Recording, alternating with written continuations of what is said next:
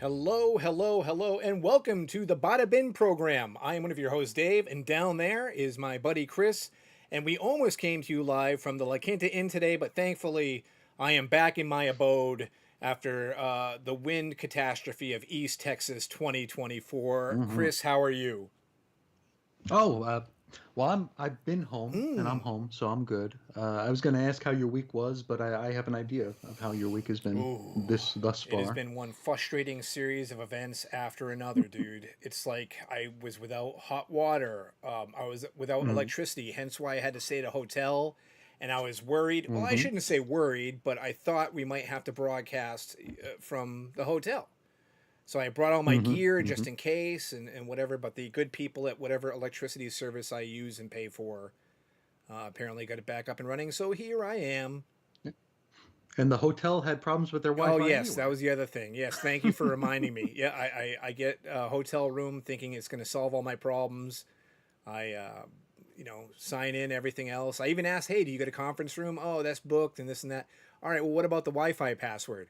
Oh, I'm sorry, sir. The Wi-Fi is currently out for like a 20-mile radius. Really great. So I Mm-hmm. was talking to you and texting you like, oh man, what are we gonna do? Maybe we can do Instagram Live. hmm Come hell or high water, we're doing a bada bin, baby, because we don't leave the viewers hanging. All right, hmm not what we do. No people's left Yeah, behind. heck no. So We were just a minutes away from getting two soup cans and 800 miles of string. there you go. I was gonna say reuse Gonna coffee be a good time. filters.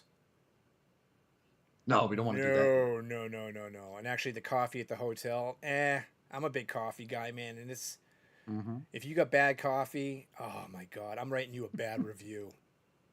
You hear me? I'll I'll drink bad coffee just because it's coffee, but I won't like it. Yeah, well, I guess you're right there. Yeah, yeah. This tastes terrible. This tastes like tar. I don't care. It's coffee. I need my caffeine. Yeah, this tastes terrible and the portions are Have too you ever seen small. the size of the coffee mug I wield? I carry around with me all the time. I don't think I frontal of it. It's No. bigger than my head, guy. Yeah. Like it's like a military phone. Yeah, Zach it's Morris. bomb. Yeah. Yeah, there you go, Zach Morris. I like that one. That's what I'm gonna start calling it. Hey, you like my Zach Morris phone? Buy high, sell low, or whatever, whichever way you want to do it. But anyway, hmm we got hmm a good one planned for the people who are here today, hmm and for the folks that will tune in later. Doesn't matter. Time travelers. There you go.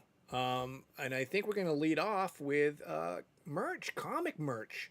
Because Merchandise.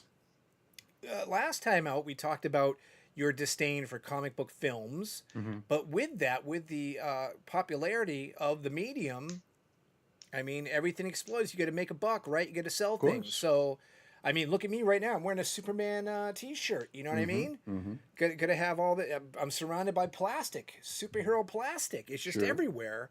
We live in a golden age hmm of merch. So, what do you think about the merch? Do you have any, much merch yourself?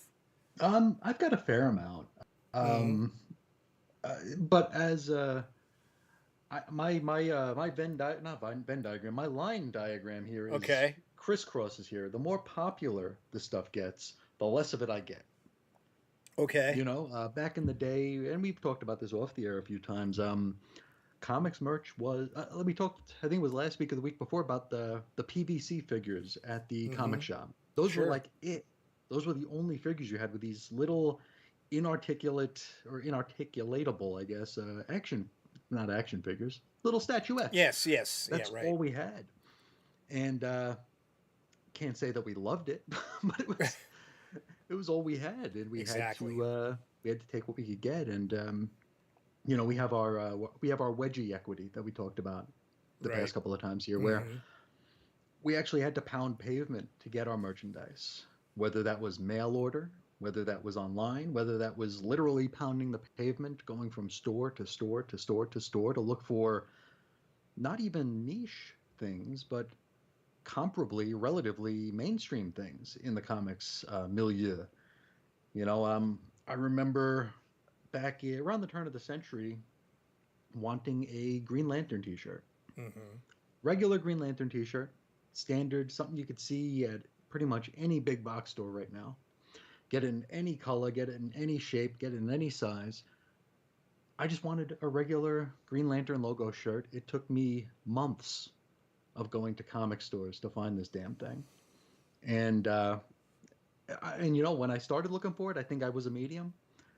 But when I finally found it, I had gained some weight, so I was like a large, and the shirt was a medium. So, Oh, but I still bought the damn thing yeah, of because course. it was the only Green Lantern shirt I could find, Right. and it was our friends' graffiti designs. It wasn't Hanes or whatever. I don't know who the hell makes superhero T-shirts now. Everybody. Um, there you go, there you go. But it was something you had to like fight to get, Right. and even if it wasn't like if it was a black T-shirt with the Green Lantern logo on it, I wouldn't have wanted that, but I would have taken it because it was all that was available. Hmm.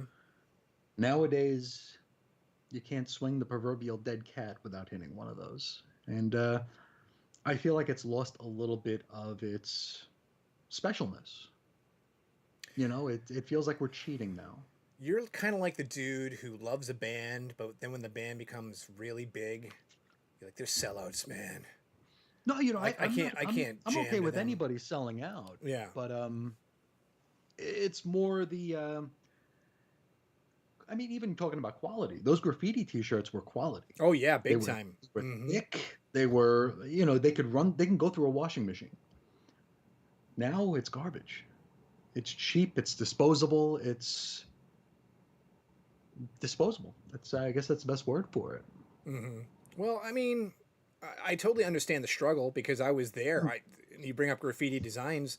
Mm-hmm. I used to have to special order shirts Uh-huh. through the comic book shop to get the Green Lantern shirt or whatever the Sure. heck it was I wanted. And the niche stuff. Oh wow, that was even more special. That was like, Of oh, course. really? They make a Madman T-shirt? Mike Allred's Madman? Oh my God, I have to have that. And graffiti really cornered the market at that time, Big time. and it was also very very expensive. Yes. Um, but I am happy that I live in this golden age of merch and staying with t-shirts. I love movie Mm-hmm. related t-shirts, superhero t-shirts. I like fandom stuff, Mm-hmm. and I understand anybody can hop on Amazon now. It's super easy. We just mentioned, or you just mentioned the big box stores. You can walk into your Costco or Sam's Club. You probably have Spider-Man, Of course. Spider-Man #1 by Todd McFarlane, On shirts. a So T-shirt. Yeah. yeah, but when you first started seeing that in stores, that was kind of mind blowing too. Mm. More common, on a more common basis. But yeah, What I'm was pro what was merch. really interesting, not to interrupt, but Mm, when the Suicide Squad movie came out, sure. seeing kids' T-shirts with the word suicide on it was pretty Yeah, a hilarious. little rough. Probably not the best marketing strategy Hmm. there. Nah. Yeah, unfortunately. But listen, hate the player, not the game. What parent is buying their 6-year old kid a Suicide Squad T-shirt?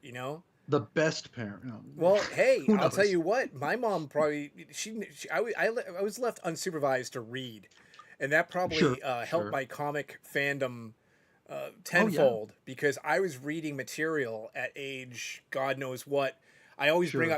up Swamp Thing #56 is one of my favorite all time issues. Mhm. That is some heavy stuff, man. I Of was not course. of age to be reading that, but Oh thankfully my yeah. mom's like, yeah, whatever. It's a comic book. How bad could it be? Oh, that's a whole subject that we can get Oh, into. jeez, Louise. Yeah, Like boy. I'd got my first Batman comic for Christmas in Hmm. 1989. It was Okay. I just recently talked about this on Animal Crossing. It was the complete Frank Miller. It's this thing right here. This one right here. I got this for Christmas in 1989. It's year one. Santa Claus Wanted, Dead or Alive, and Dark Knight Returns. Uh huh. And I remember. I mean, we can look at this page right here. You see the swastikas on the butt Oh cheeks? yeah. Oh yeah. I mean, 9 years old, I was reading this, and so it's like, yeah, we were reading things we shouldn't. I remember the ElfQuest orgy scene, reading that when I was like 9 or 10. Whoops. It's a so yeah, maybe a Suicide Squad T-shirt is not the end of the world. Well, listen. You were reading that stuff in the privacy of your own home. You weren't. This is true. You weren't out in public strutting around with that stuff on your chest. That's a little No, bit this is different. true. This is true. But yet again, I can understand where you're coming from. Where like, hey, you used to have to earn it. You know what I mean? To wear your Oh fandom yeah, proudly on your nipples. And we when we were in high school, Mm-hmm. you were allowed to bully. Mm-hmm. Oh yeah. You were allowed to be punched. You were allowed to be knocked down. Teachers would make fun of you. And now to see those same people who were mocking us for this crap wearing like a Spider-Man or a Venom t-shirt, and it's like, boy, where can't I, have a little bit of a, you know, Yeah. knock your ass out, you know? Yeah. Maybe Yeah. I can, Can I get a that just, mulligan on that one? Can I? yeah, Yeah. yeah, I got an IOU Oh, there we go. That's even better. on your shiner here, yeah. Well, that's something you see that you bring up this wedgie equity and stuff to Hmm. I can understand it, but at the same time there's a reason why. And I guess this relates to kind of mainstream and what have you, the merch Sure. aspect, but like shows like The Big Bang Theory, which really Mm-hmm. popularized this nerd culture. I hate the word Mm-hmm. nerd. I hate the word geek, Geek. but I Ugh. could not really relate to those characters because when I was a teenager, man, I was having a good time. Um, Hmm. yeah, yeah, sure. There was some people. There was like a caste system in place, right? Sure. So of course the jocks and the cheerleaders and they look down on you, like, yeah, look at this piece of crap wearing a Superman T-shirt or whatever. Mm-hmm. He's not cool. He's not hip. It's got to say Nike. Come on, guy. Starter. Co-ed naked. Um, hypercolor. Big dog. There you go. Right. But it wasn't like, yeah, we're giving you a swirly because you have, whatever, a Danzig t-shirt on or something. Mm. It was, again, I had my clique and we had a good time. So this, I could never relate to this like social outcast status of these shows Mhm. or, these comic book fans have to be these super smart nerds that are astrophysicists and stuff. I'm like, oh, geez. I barely graduated high school. What the hell are you talking about? You know what I mean? So, but yeah, man, I like having merch now and at my fingertips whenever I want it. I can just sit in my underwear and order the shirt of my desires whenever I Mhm. feel like it. You could So sit in your there underoos. you go, man. But I paid my dues Hmm. too. You know what I mean? Hmm. So maybe that adds a little bit to the conversation because Yeah, you got cred. yeah, exactly. Like I had to do it old school, the hard way, but Hmm. here I am, 2024. I made it, man. I made this is the top of the mountain. Yeah, gets I, no better than I'm this. here. We did it, so it's pretty cool. So yeah, how many comic book shirts do you have in your collection? Because you don't really rock that kind of style. It's not your mo. No, I mean, I'm just barely getting to plain t-shirts Mm-hmm. after 20 years in polos. But I have let's see, I have you sent me an X-Men shirt a couple years ago. Uh huh. I have a shirt with X-Men number one's cover on it. Got a Daredevil T-shirt with the double D's on it. Got that Green Lantern T-shirt. Um, I was gifted an Inhumans T-shirt. Really? That's Yeah, unusual. the Jay Lee Inhumans number one cover. Mm-hmm. Um, I don't remember who gave it to me, but it's like, it's cool. It's a comic thing. Fine, you know. Okay. Um, that might be it. Huh. All That right. might be it. Yeah, I'm yeah. I running out haven't. of hangers in I my haven't. closet. I I have so haven't many. bought. I'm trying to think. The last time I bought a T-shirt, a comics T-shirt, was probably, oh geez, possibly not even this century. Mm-hmm. It might have been 1999, maybe 2000, maybe. Okay. I was considering because we were going to go trick or treating with my brother's family, and I was going to get a Nightwing T-shirt, and I was afraid that people would call me Old Man Dick, so I didn't want to get that. Yeah, but it's true though. Yeah. So truth hurts, doesn't it, Chris? Anyway, yeah, you know what though? I like to be informed as a pivot verbally for me. I said I want to know. Hmm. I'd like to be informed of what the audience thinks about Of superhero course. merch. So you can always reach out to us, badabindshow@gmail.com, Hmm. and let us Hmm. know. Are you like me and you have countless superhero shirts in your closet, or are you more buttoned up, like my good buddy Chris over here? Even though I do have to admit one thing, like if I ever see, okay, I get some pet peeves. Hmm. One, this is a big one in my life, man, huge. Hit me. If you're have a sticker on your hat, if you don't take the stickers off your baseball Oh. cap, Oh no no no no no. exactly. Thank you very much. I'm a huge Hmm. cap guy. I Hmm. always wear caps, always, always. So when I see a Hmm. grown man, especially, and he's got the sticker on there for the Hmm. size, I'm Oh like, hell no. yeah, exactly. Like, Mm-mm. what are you doing? The other thing is when you don't dress your age. So if I see someone in their 50s or something, they're trying to dress like a 16-year-old, I'm like, come Hmm. on, man, you're trying too hard. Like, you What, had what your are the, time. what were those MMA shirts? Affliction, was it? Oh, maybe, Like yeah. like seeing like a 50 or 60-year old, or hello, someone in our age Yeah. wearing an Affliction shirt. Yeah. Yeah, it's gonna be really tight too. Like Of you bought the course. wrong size there, buddy. It wasn't like the Green Lantern shirt in You Christopher's bought the youth. wrong size on purpose. Yeah, exactly. Like, yeah, I got to show off these sandbags I got here hanging off my chest. But Hmm. where was I going with this? Oh, yes, yes. So when I Your see pet people, peeves. yes, dressed inappropriately, I judge them. We're part of the Seinfeld generation, okay? This is like Hmm. our culture. This is how we were raised. It's natural. Yet, okay, look at me. Look Hmm. at me right now. This is how I dress on the outside. I'm a 46-year-old man who will wear a Superman shirt, and every week we've done this show, I've got a new comic book themed shirt It's on true. because I own so That's many, true. Hmm. and I'm going out in Hmm. public like this. But if I see a dude, yeah, with an affliction or like, Tap out. Yeah. yeah, or even just like some weird name like Lacoste. Is that how you say that brand with With the the little alligator? alligator. Yeah, Yeah. but it's like a big logo, like they're trying to show, like, hey man, I like expensive stuff. Oh And the yeah, yeah. pants are hanging around their ass, and you're Not like, the what are you little doing? polo, but yeah. Yeah, yeah, yeah. It's just I don't know, man. It's too much for me, and you know, I work with the public on a daily Hmm. basis, so I see some crazy stuff, and I see people wear insane things, inappropriate stuff all the time. Um, I just mentioned, MC saggy pants is a common practice, even with like older dudes. Like pull them up, man. Use a belt; it won't hurt you. Okay, no one's gonna beat I you with it. used I used to dress in way oversized things when Mm-hmm. I weighed upwards of 300 pounds not too Yeah, terribly long ago. So I would dress as baggy as humanly possible, trying yeah. to hide my girth. So I actually came across.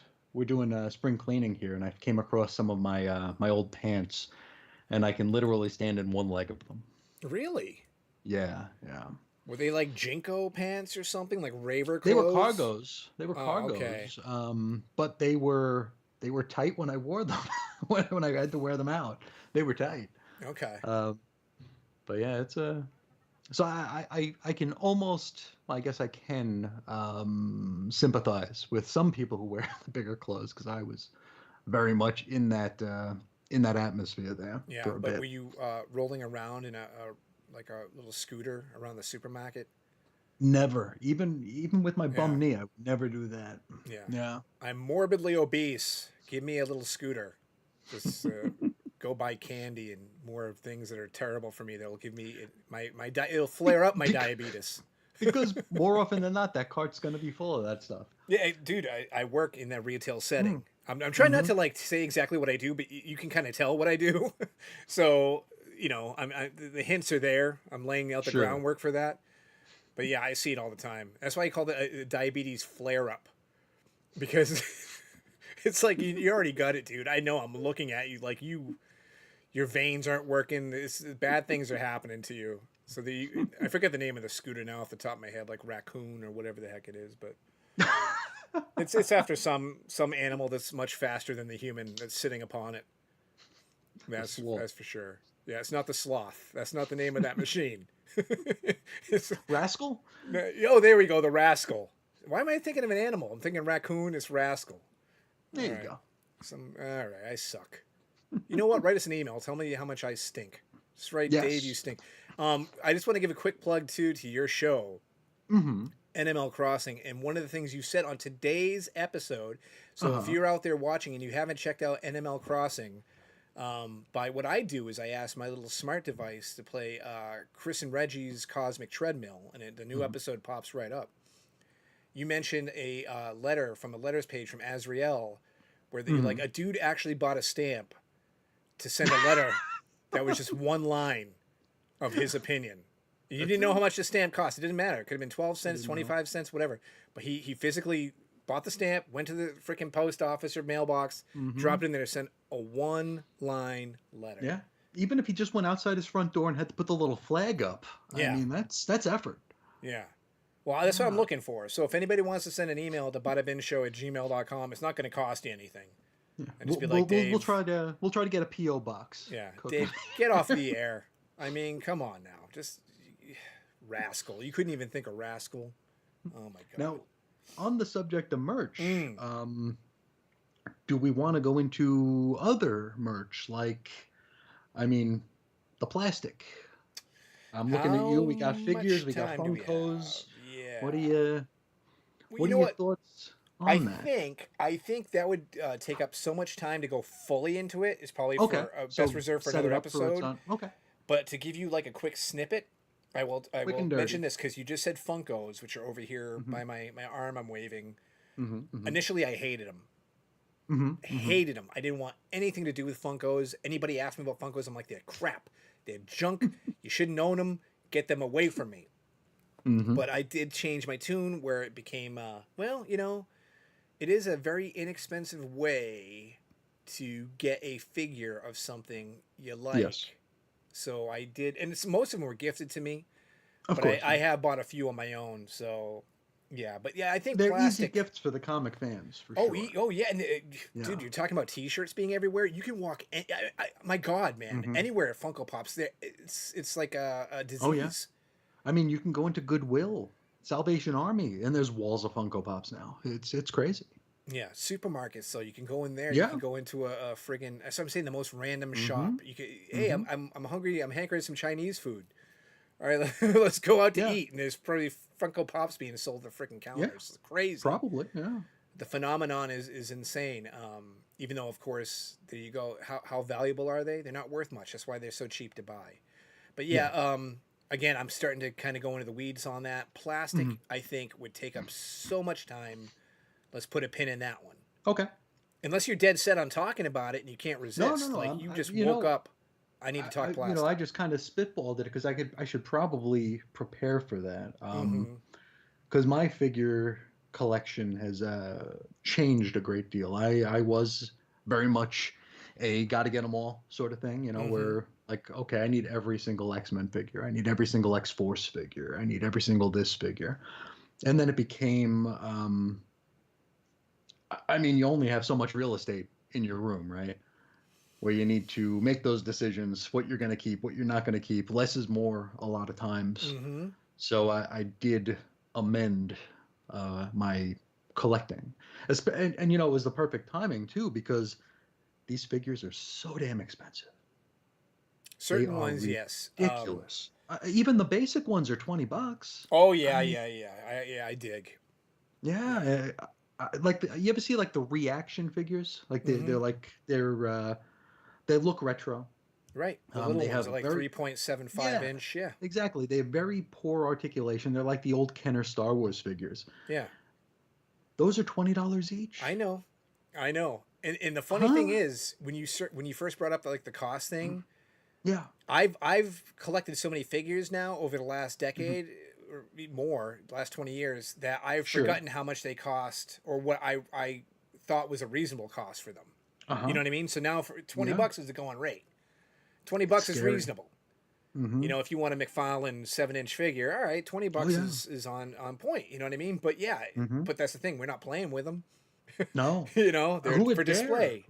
Yeah. I was talking to my buddy Walt. He's one of the bigger Ninja Turtle fans that I know, and he was talking about some figures, Mm-hmm. and the prices are just. I have a huge collection of the 80s, 90s Turtles figures, and they were like I think they were 333 a piece because they were three for $10 at Toys R Okay. Us. And he's talking like 18, 25, $30 for one figure. It's like, oh my God. GI Joes. GI Mm. Joes, like that was like 25 cents at a garage sale for a GI Joe back in the day.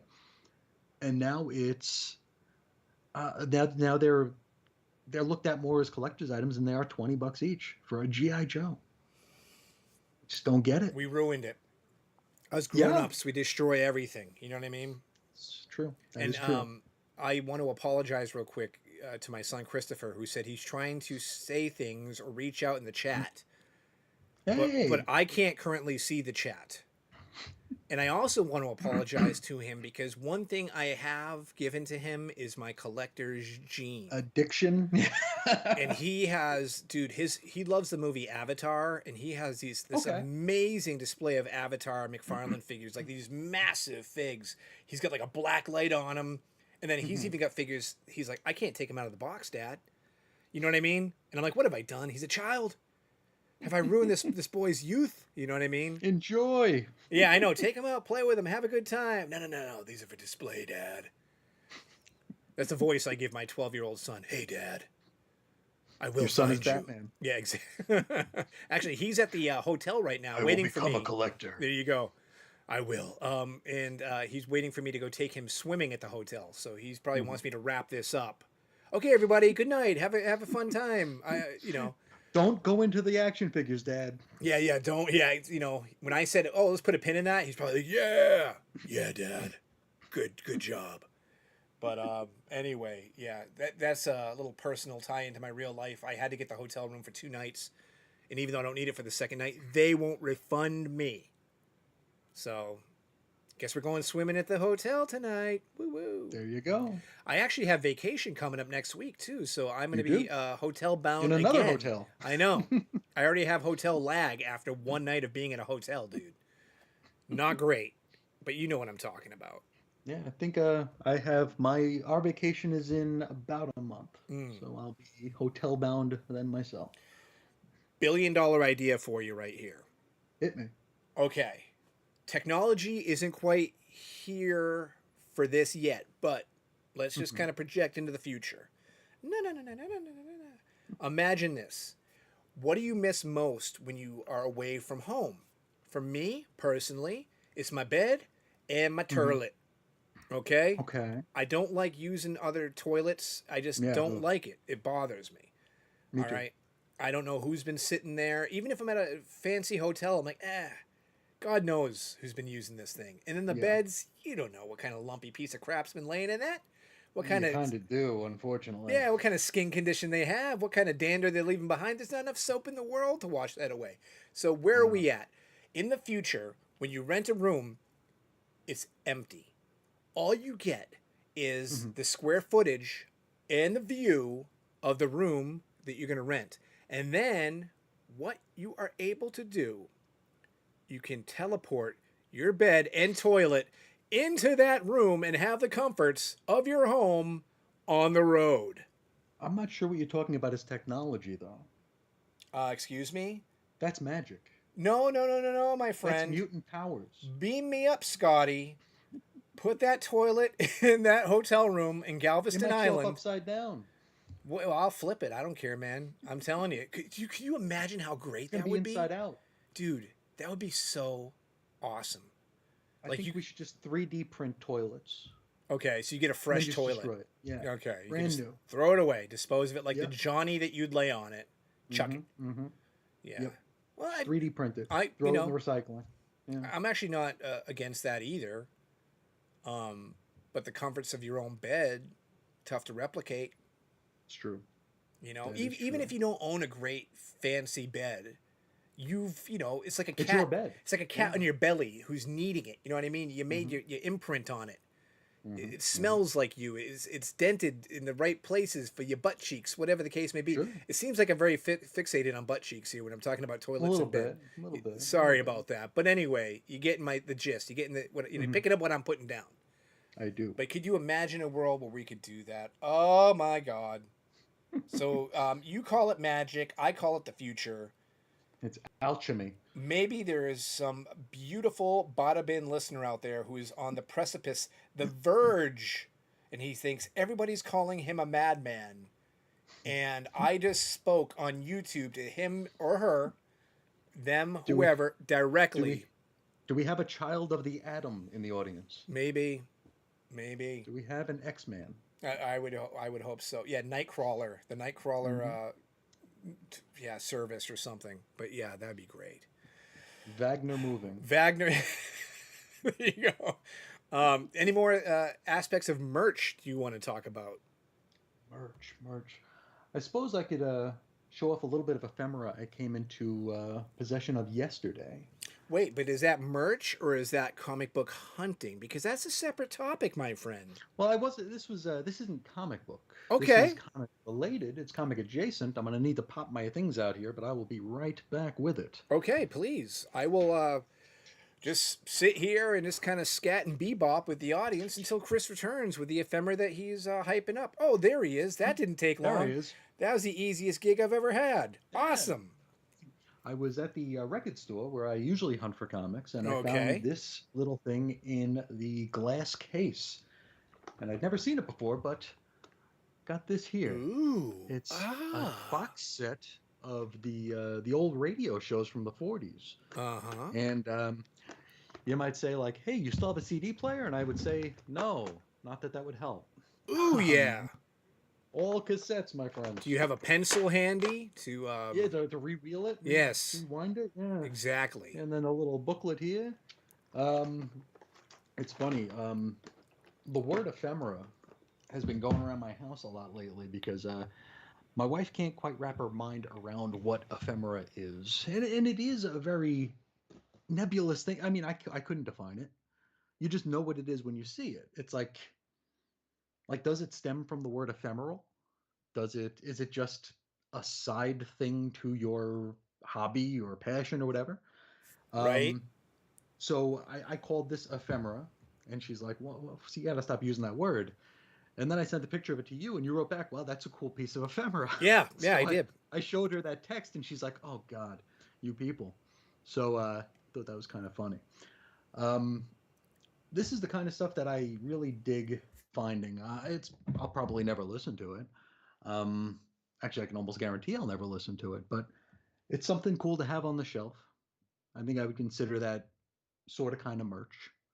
Um, and it's just evidence or a reminder of just how wide the hobby is, and all the moving parts and all the side stuff and interesting things you can hoard if you're a person like us.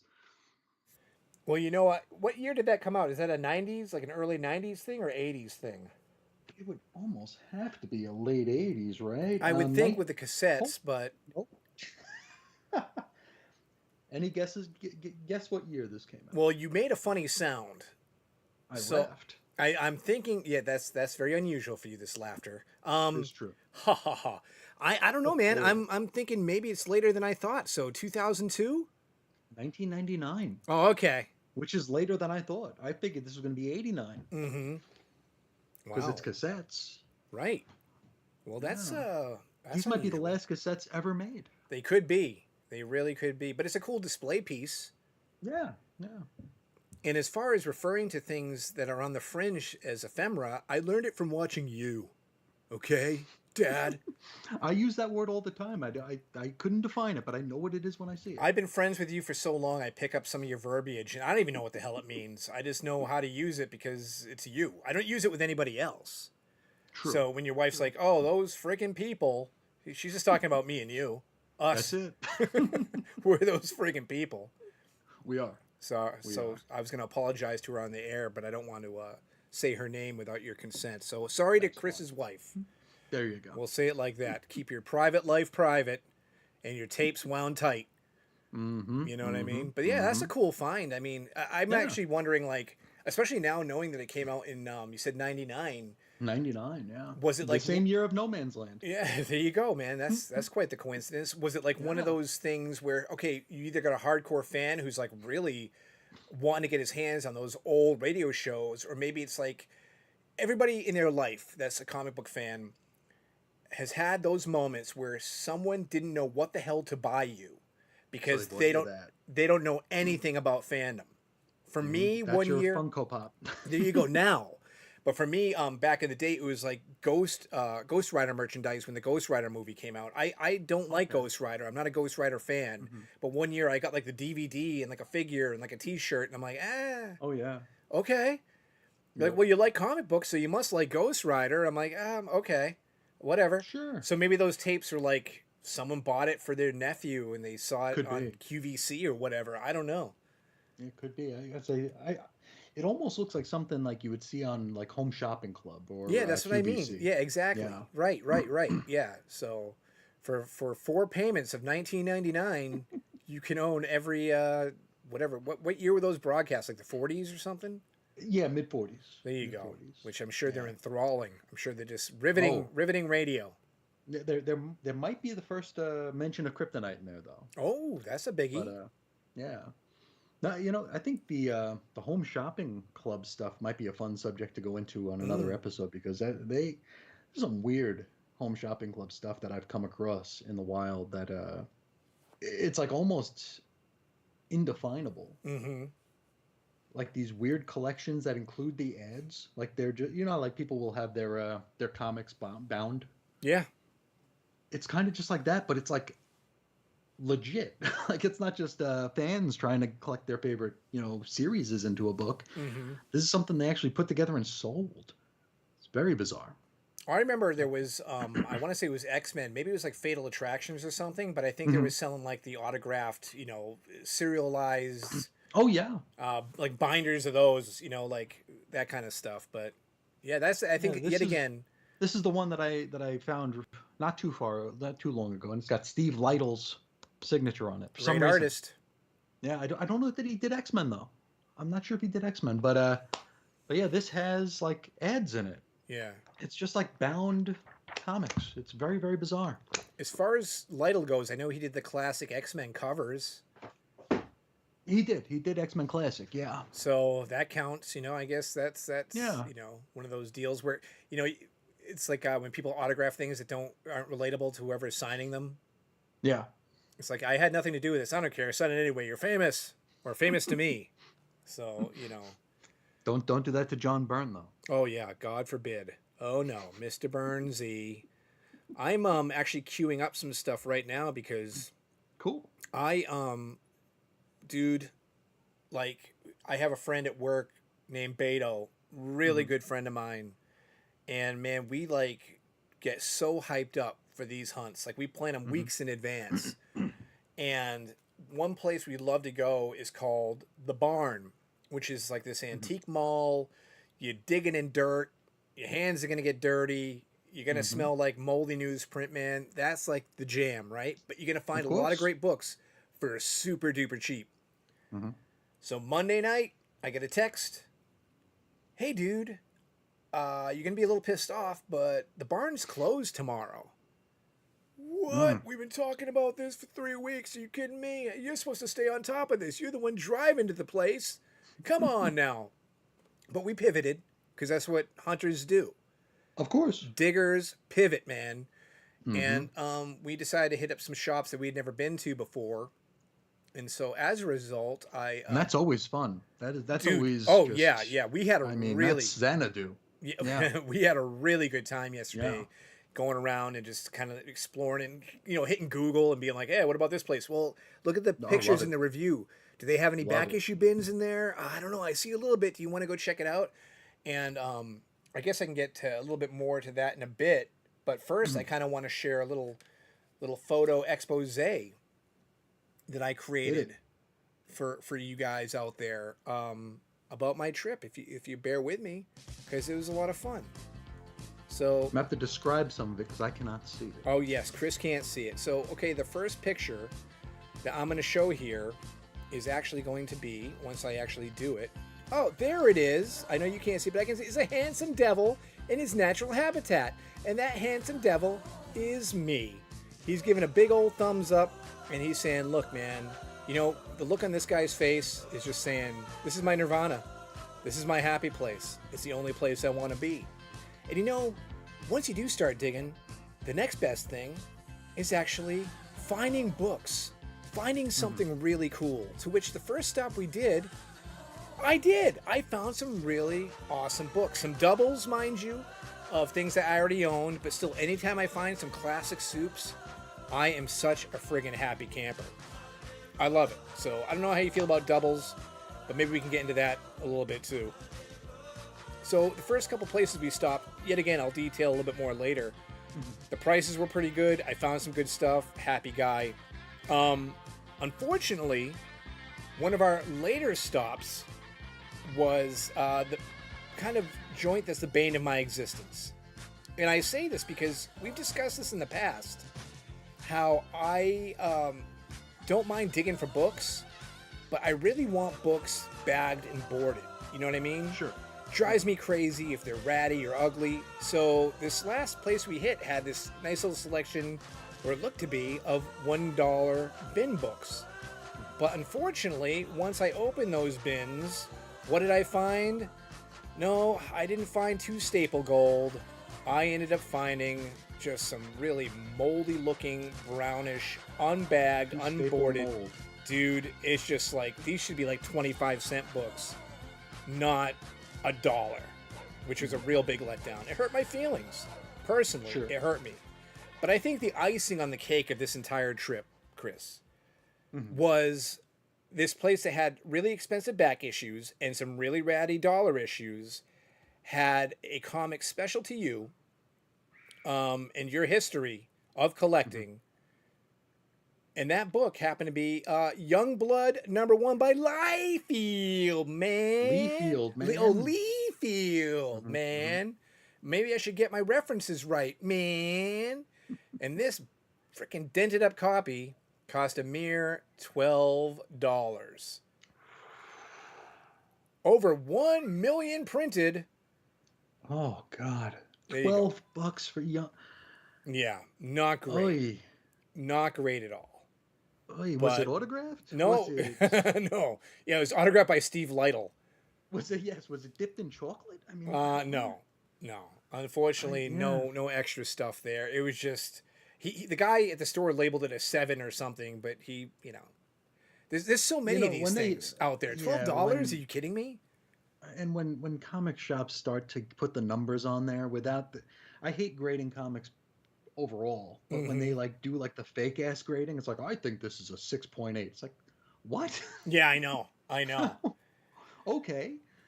I know, I- man. And we hit up some really good shops. The ones I enjoyed is Duncanville Bookstore. Prices were so to moderate, but still very good selection. The store that I was just showing the pictures of with the ratty comics and the really expensive Youngblood #1 is a place called Generation X. Now, if you're ever in the Texas area and you look up Generation X, let me clarify a few things for everybody here. They have a good selection, okay, but the back issue prices are just an absolute ripoff. So this is the kind of information you need to know. You know what I mean? And I'm the kind of guy to give it to you. So Yes. if you're just a straight up digger, you're like me and Chris, man. You're just there looking for some good value, maybe some a little Some fun reads. diamond yeah, in the just- rough or whatever. You're not going to find it at Generation X, and that's unfortunate. And there was another shop we hit up that was the dirtiest, just cruddiest shop I've ever seen in my life, man. And I haven't Those seen could something be like the this. best. But dude, I'm telling you, not since I was a kid. I had to move like chairs around to like go to the bins. Like there was things falling over on me, like figures that they haven't sold in years.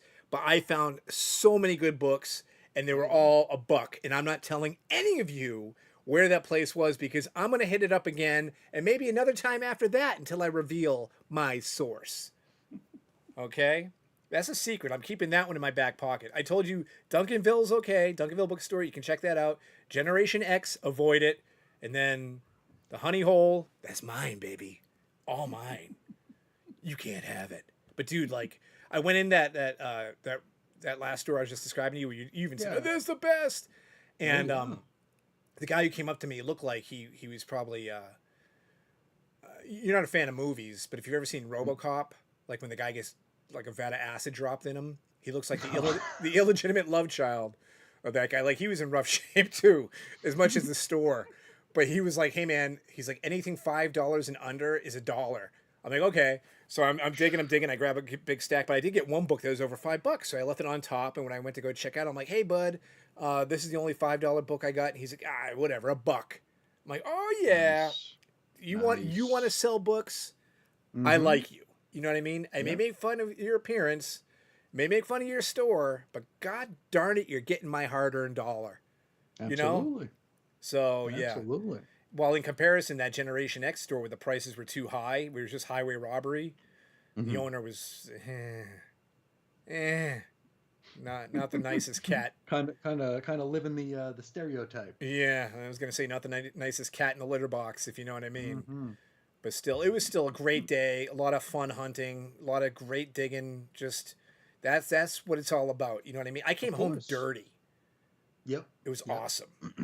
Oh yeah, those are the Mm. best days. Oh And man. you know, something I'd asked you to try to pay special attention to while you dug. Mm-hmm. Um, I don't know if this is a regional thing, but I have a nice tidy stack of comics retailer magazine where they were just trying to make magazines off of anything back in the early 90s, right? Sure. And like they would just talk to random comic shop owners and ask them what's selling, what's not selling, and you'd find out like in Akron, Ohio, they can't get rid of Deathmate, Mm-hmm.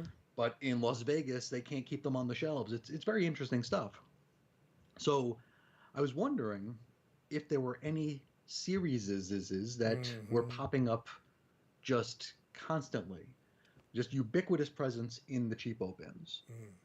Because I got Well, a few, but I want to hear from you. I didn't do my homework. Okay. Mm, I did. There is one relating to what you're going to bring up, so I'll save that. That's hmm going to put Okay. that in my pocket. But I will speak to this. hmm We have a Half Price Books flagship here in Dallas. Oh yeah, you're the home That base. Yeah. dude, that used to be one of the best places to go looking for Oh comics, yeah. man. Like it was so organized. The selection was massive. Prices were great. Dude, I loved going there, hmm and it has Me gone too. down the tube like Oh, garbage. flush, flush, flush. Like now the bins are just hmm like stuffed to the brim. Like all the books are bent over. Oh, the Nothing, bent. Yeah. yeah, Oh nothing's yeah. bagged or boarded. It's just Nope. it's become a mess of just. You don't know what prices are because they're iffy on prices. Well, It's the ridiculous. prices have always been no, and this is one good thing because with half price Mm. books, for those who aren't familiar, the name implies it should be half price, whatever the cover is, and not But it all ain't. half price books are built the same. Yeah. So you go to some, and I even went to one yesterday where it's like all back issues are $2. At the hmm flagship, it was always half off cover, Cover or whatever sticker they. Yeah. no Yeah. matter what. So there you go. You Yeah. were good to go. You know what I mean? And that's hmm great. But my God, man, it is just is I can't even go hunting there anymore. That's how bad it went. They Oh used to have a no. great selection of Mad magazine, Crack magazines, which is like hmm another one of my bread and butters. Sure. Just Sure. it's just and it's sad. It's sad. It's like Oh watching yeah. a loved one wither and die Yeah, no, it's because true. I remember I came across the entire that Catwoman four-issue mhm, miniseries in the bin, not priced. So you figure I think they had a cover price 75 cents. So mhm. half price would be 30 odd cents. And I brought him up, and the guy looked at me like I was like trying to steal from him. Yeah. He's like, I can't sell you this for 30 something cents. I'm like, what are you gonna sell for? He's like, oh, we haven't priced these yet. I'm like, they're in the bin. Yeah, right. Well, I don't work here. I'm not getting a paycheck. Only one of us is getting paid for these conversations. So what do we do? yeah. How much do you want? Come on, I want to give you my Yeah. money. So he took them, and it's like, okay, All right. Enjoy yeah, Catwoman, guy.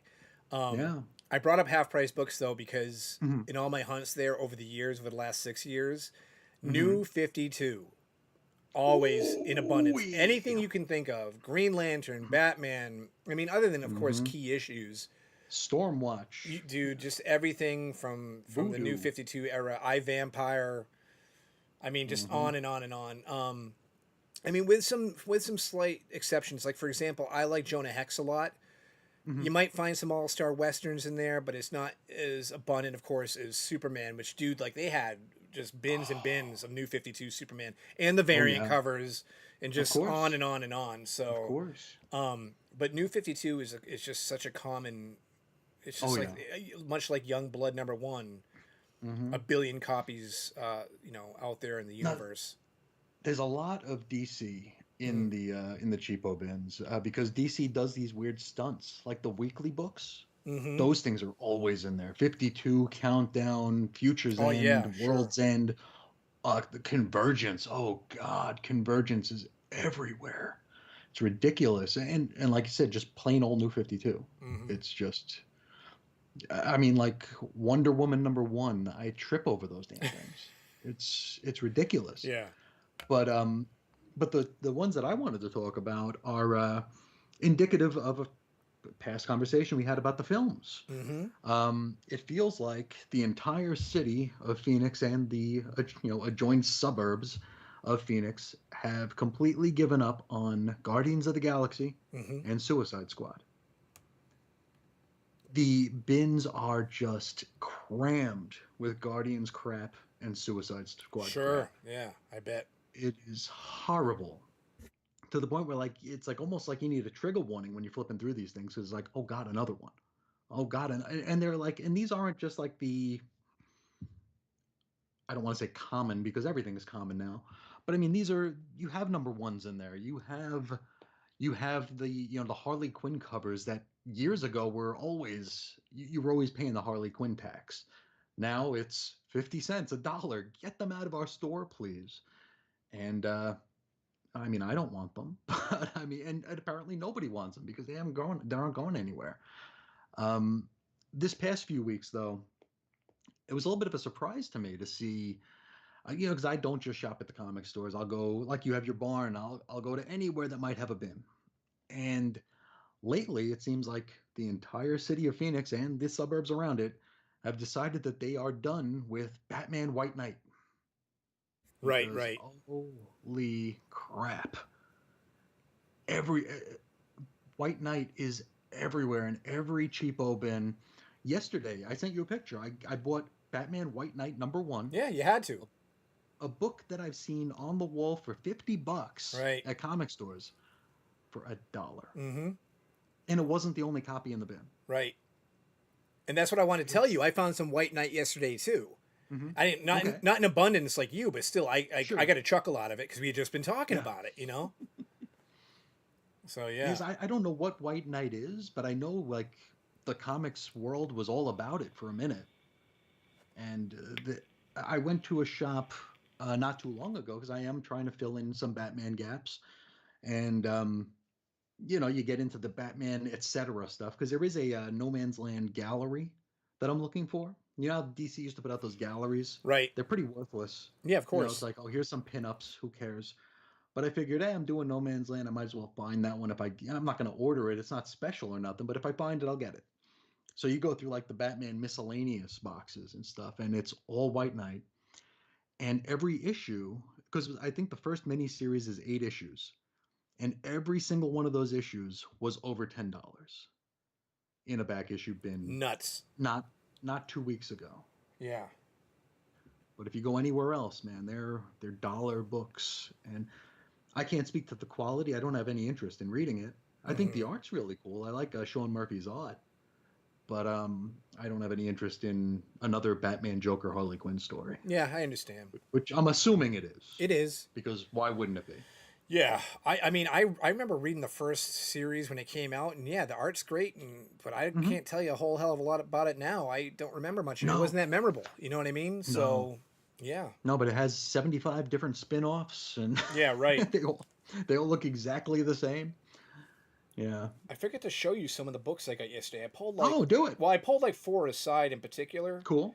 And funny enough, I filled in some holes in my Mm, Superman run. I told you I'm trying to collect all the early 2000s Superman of action, course. Yeah. all that stuff. So I did get to fill in some holes, but I left those in my friend's car in the back seat. Ah. And he texted me later. He's like, "Hey man, you left some books in my car." And I'm like, "Which ones?" And he told me, I'm like, "Oh man," I'm like, "treat those like a newborn babe, a glistening wet newborn babe. Mm-hmm. Those are the ones I want the most. Don't don't let those sour." But here's something, and this might even bring up another like talking point for us because Sure. this Action Comics 456, I already owned a copy, Mm-hmm. but I really dig. Jaws. Yeah. But that's the reason why I got it again is Mm-hmm. because I like Jaws related items. Mm-hmm. I don't know what it is. Maybe it's because I'm from New England or something. And I Mm-hmm. just always liked the movie Jaws. The whole. I like Jaws. What am I gonna say? Never I seen it. can't articulate very well. I like. Wait, what? Never seen it. Shut your mouth, dude. You got to see Jaws. Come on, guy. Anyway, I played the Nintendo game. good. Yeah, all right. So of course, if I see Jaws related things, I'm a Mm-hmm. big Conan admirer. I know. I know. I think this must have been written by Roy Thomas, who just sits there with his little Dutch boy haircut and thinks of ways to put us all to sleep with his prose, but alas, there he is underwater fighting for his life. Jaws, Deanie, Deanie, Deanie. There you So go. I had to pick those up, and then I've never owned this action Hmm 454, but I got it for $2. So I hmm couldn't resist, and this, of course, is the Is it the burger issue? Yep. yeah, it's the burger issue. hmm Burger me, I Chris. actually that's a variant cover I actually found in a 50-cent bin for New Superman, Oh, post Rebirth, yes, yes, I do. where I they do had remember that. him. Yeah, I did grab that one out of a 50-cent bin. And then the last one I want to show, because I'm not going to show covers all day, was Sure. Superman 337, and it caught my eye because it has Terra Man on it. I kind of have an hmm affinity for Terra Man. But this one, Yeah. like being a little kid again, man, I really dug this cover where hmm Superman's like, hmm "Hey, man, I quit," and then at the bottom it says five super foes behind him, and before him, the most shocking of all. Who is it? Mm. I don't know. I haven't read it yet, Yeah, I don't remember. but I'm gonna find out. And when I do, you're gonna get a Mm-mm. report. It'll be on your desk by 6 a.m. I like it. But I ended up getting like 30 or 40 books, but these are just a few I wanted to Nice. show you. Very But cool. the reason why I said that was another talking point, aside from the fact that you've never seen the movie Jaws, which is lame as Yeah. hell. Do hmm you ever like? Is there ever a theme like I love Christmas comics? So if I see a Christmas hmm comic, I tend to Oh, me buy it. too. Yeah. Sure. Just makes me happy. Jaws things, I get them hmm because I think underwater shark stuff is cool, hmm which really sounded very immature. Underwater Hey, shark stuff you is like cool. there's so few simple pleasures in life. Yes. You gotta take what you can get. But do you ever like to see a book and maybe it's not a title that you go for? Maybe it's something you already own, but you just dig the theme. Christmas. I do It's Christmas. Christmas. Okay, I Yeah, thought so. Christmas I will get because I always have this wild hair to do Christmas on Infinite Earths at the Hmm. blog, where it's like yeah, I could do like a year's worth of Christmas stories, you Yeah. know. So I've grabbed like the Sludge Red Xmas special from Malibu, you know, something I would Yeah. never buy. I have no interest in, but it's a Christmas issue, so I'll pick it up. Or Right. like the old Walt Disney Gold Key Dell Christmas parades and stuff. I'll pick those up anytime I see them Hmm. for cheap. But trying to think if there's any other theme that I tend to go for, and I don't think there is. Just Christmas.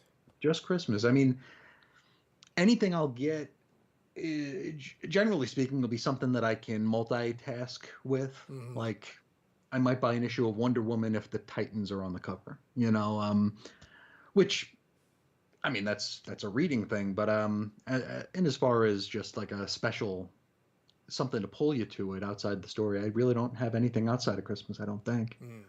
I'm sorry. Yeah. I'm sitting here still stewing, thinking I said underwater shark stuff for having a lack of a Well, better thing to say. I mean, it could be, land shark stuff, mud shark I stuff. like Jaws, darn We it. shouldn't get into mud shark stuff, so. Harvard Yard, park the car, going to the bar. Come on, man. I cannot believe you haven't seen that damn film. Mm-mm. And then one other thing I want to show off real quick is this isn't the most recent issue. I just had this laying around, Mm-hmm. but I'd be remiss if I didn't bring it up because I've kept it for the purpose of talking about it on this very program. The Cool. most antiquated thing you can get at a comic shop. Denny O'Neill's Azrael. That Oh, yes. comic shop Yep. news. These are Mm-hmm. still out there, and I wonder Mm-hmm. what are we even Hold on doing? a sec. You talk about it. I'll be right back. Okay, he's off to get something, so maybe I will. Let's talk about how weird because comic shop news used to be kind of dope. It used to be awesome in the days of Wizard magazine and actually getting your information from publications. But now with the internet and the Comic advancements we've shop made in news. messenger pigeons, this is useless. What's that? What do you got? hmm Comic shop news. Why are you keeping them all? What kind of sick human being am I doing a program with? The sickest. I Yeah, mean, apparently so. Look at that. Jeez Louise. Look, there's Young Justice here. It's amazing though. I You had it mean, at the ready like that. I have everything at the ready. I guess so. It's my malfunction here. Yeah. Batman the Abduction. Yeah. Oh, very nice. Oh yeah. Girl Frenzy. Okay. Wonderful. Quantum and Woody and the So Goat. what are you doing with these? Because they're not bagged or boarded, so you don't like They're just out. they're just out. You never know. You What's never know going when you on? might need them. When are you going to need to refer to those, and what information will you get from them that You is know, pertinent to any of your projects? I've had to refer to them once, Mm-hmm. Same with my previews catalogs. I have probably 200 previews catalogs from the 90s and into. Nowadays they're garbage, so I don't really Mm-hmm. bother with them now. Right. But back in the early 90s, those were a blast. And they were like $1.50 for this giant catalog full of fun stuff Oh, right. that you never heard of before. Like that's how I learned what Betty Page was. Because Betty Page for some reason had a whole section in previews. Mm-hmm. I was like, why? Why? This is a Right. comic thing. But I used to love the like they would stick trading cards in there. Trading card sheets were in there. Just all sorts of funny stuff. But I've only had to refer to them like twice in my blogging career. But it's something that I just can't get rid of stuff. Well, when you stepped up to go grab that fat stack and you like Yeah, speak, hold the fort while I'm gone for that 2.5 I seconds. was quick. The one thing I did say was back when you would have to get your information via Mhm. print, Yes. comic shop news, third time's the charm, Hmm. was relevant. Oh yeah, now it's owned by Newsarama, so no, it's not relevant. It's the stupidest thing ever. Yeah, Like I just don't like understand why we're Newsarama. killing trees. Yeah. Why are we slaughtering the trees? Why are we deforestation is a problem, Chris. What issue number is that when you got there? This one's actually the 1st of May 2024, and it is I 1915. got 1917 here. So this one's a Okay, little bit so you're newer. even Yeah, we got Uncle yes, Scrooge doing Infinity crap. wonderful. Yeah. Yeah, I don't. I mean, and speaking of previews, yes, it was very Oh exciting yeah. to get previews because then that's the only way you knew what Hmm. was coming out in 2 or 3 months' time. Yep. I just sit in my bed now, like when I order my T-shirts, and I just Google Yep. Marvel Solicits. Comics Yep. July 20. Yeah, exactly. Yep. And it, Bleeding Cool, whatever pops up and shows me everything I Ugh. need to know. Yep. I know, but listen, whatever. I'm trying to see what's new, what's coming out that Sure. might catch my eye, if anything, especially with Marvel, because Marvel and me, we're not on the best terms. And as a follow up, last episode Hmm. I told you that I was going to give the axe to Green Lantern, Yes. and Captain America was on the On the cusp, on the cut. ledge. Cut. He's gone now. I had to. I'm sorry, man. It just got. I was like just reading, and I'm just like, man, I love the art. I love Jesus Says so much, but how much do I love him with my wallet? You know what I mean? Like, Yeah. how much can I support a book where the writing has just gone to such garbage? Does And I Captain said, America try to talk a girl into jumping off a roof? Does no. he burn And down I a think last time, Does he burn down a drug what's that? dealer's neighborhood and then tell a kid to go bully the drug dealers? No, Okay, no, okay. but he's not high on ice. Does He, does he quote a tax evader who was thrown in jail for a day? Does he do that? Huh? no. No? Okay. Do you want him to? Let's write a one sentence letter. Let's get Get the the stamp. stamp. Let's make it happen. But no, man, it's just that it's just such a boring and bad read to me. I just feel like I'm. You know what? Maybe that's the reason why I could not be more specific about my love affair with shark films, because Underwater that shark films. book, underwater shark stuff, because that book was dumbing me down. It might be. There's a lot of words in it, Mhm. just not a lot of good words Well, in it. that's JMS's trademark. And I just had to cut it, and it just sucks because I like the art so much. You So, know what I heard and though? that, I heard that what's JMS up? writes Tell me. he writes Captain America Mm. while eating Arby's. Mm. Yeah, might explain something. That's a freaking boatload of horsey sauce right there, Mm-hmm, son. mm-hmm, mm-hmm. But yeah, it's like when I and you know this story very well because I think I've even told it to you before on air Hmm. during one of our other programs and stuff. How I collected the Hulk for so many years Yes. that when Jeff Loeb was on the Hulk, and it's like the The Red Red Hulk Hulk, and yeah. A Hmm. Bomb and all this stuff, Harpy, and I yeah. was just like, well, I mean, Harpy Well, was the a new Harpy, pre-existing the new thing, but Harpy. yeah, But yeah, and the I'm whole just like, family was, yeah. they were just like, okay, well, let's just make dude like a Red Hulk, and I don't, And Red I She-Hulk didn't want. and But that's the thing. Like I was just so tired, man. I'm like, this book is getting so bad, mm-hmm, and I did the unthinkable. mm-hmm. I cut it. Yep. After decades of collecting it, I cut it.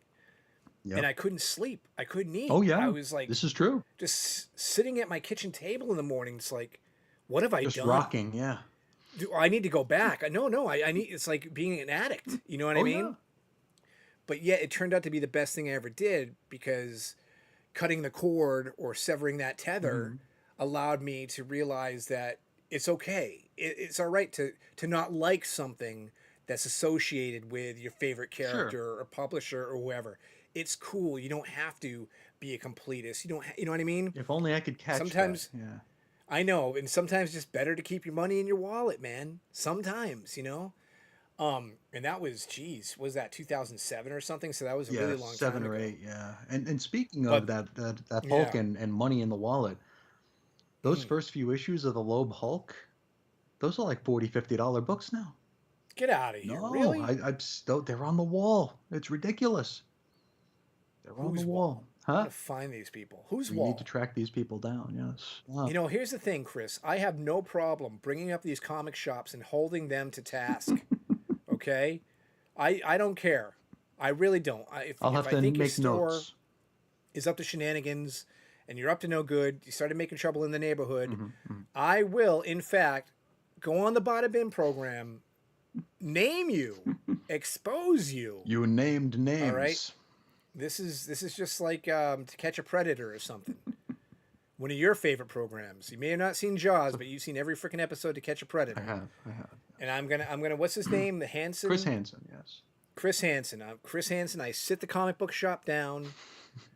I explain the situation. The What's police your are plan outside. today? Yeah. Being arrested, is that your plan? Because that's what's about to happen, young man. Or Selling old man, selling more Red like Hulk more number like it. one for $40. Yeah. There you go. Yeah, Oh yeah. exactly. Let's do that. That'd be a good segment for the show in the future. I think it could be. Let's get them on the air. I mean, we It's a could little actually put this out to the viewing public here. If, mm, let us know, and also let us know about those glut books in your cheapo bins. Do you have mhm. Suicide Squad and Guardians of the Galaxy just spewing out of the cheap bins, or is there something else in your Right. neck of the woods? We want to know. We want to Yeah. have a whole network of, you know, because maybe somebody out there really wants New 52 Suicide Squad. I Yeah. couldn't imagine it, That's but true. maybe someone does. You know what? That's true. I didn't Yeah. even think about that angle. I Like, hey man, yeah. we got it. We can send it Yeah, to you. I started collecting New 52 Green Arrow for some stupid reason because they were there. And they were cheap, Yeah, right? yeah, That's the other 50 important cents, factor. sure. They were there and they were cheap. Mm-hmm. All right, Chris, do you want to move on maybe to some emails or Oh, what we received this sure, week sure. We can go from the into beautiful, wonderful, amazing listening audience the and public. watching if you're doing the YouTube here? Yeah, I don't know if we have So anybody in the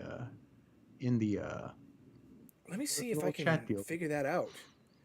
You know, I wrote like "hey hey" in the chat, hoping it would pop up and show Hmm. something, but it hasn't. Yeah, we So, haven't figured that out yet. but I know there's something going on in there because yet again, my son Chris Hmm. was like, "Dad, check the." I got my text. Check the chat, Dad, and I didn't see anything. We need him So, as a moderator. We need to yes, hire right, him, yeah, a summer job. He could moderate the chat. there you He'll go. be the He's only 12. one Is in that there, even but it'll be legal? okay. Yeah, he's only 12. I don't know if that's legal to do that. So, yeah. But anyway, enough about that. Emails. Let's see what we Emails. got on the docket. Okie dokie. We got an email from our good friend Chris Yu, who was actually in the chat last week, and neither. Could be Yeah, he today. could be today. We didn't know it, so apologies for not, engaging live. But we're not good at technology. Yeah, Um, I'm not. I might be worse. Chris, Okay. Chris says, another great episode. I was lucky enough to catch this show mostly live. I opened YouTube for a little lunchtime entertainment, and the Bada Bin was my top recommendation. I only missed the first 20 minutes, but as soon as it ended, I immediately went back and watched what I missed. Like Dave, I too have a son who never had any interest in comics. I take him to the comic shop with me and tell him he could get any comic he wanted from the kids section, but he almost always asked for Pokemon cards. I even took him to the Scranton Comic Con once when he was about 10. We met Walter and Louise Simonson and even got Walt to draw him a sketch of Superman. He walked out with the sketch and no comics. Which, you know, What? we had a well, it used to be the Phoenix Comic Con. Now it's Phoenix Fan Fusion, which is a better name because the Phoenix Comic Con had there are more comic books in this room right now than there was at that Comic Con. Right. Yeah. Unless we're counting variants of Star Wars #1, of which there were Okay. probably thousands. So maybe at this Scranton Con there were no comics. I mean, Yeah. the Fan Could be. Fusion this weekend, a few of our local retailers posted pictures of their setups on their Facebooks and stuff, and one thing was missing from all those pictures, and that one thing was comic books. Mm. There were Now that was. I'm Squishmallows. sorry. Oh, go ahead. Th- Real quick, that was a Walt Simonson sketch. You said the kid got his son got. I'm assuming so. I don't think it was Louise who drew it.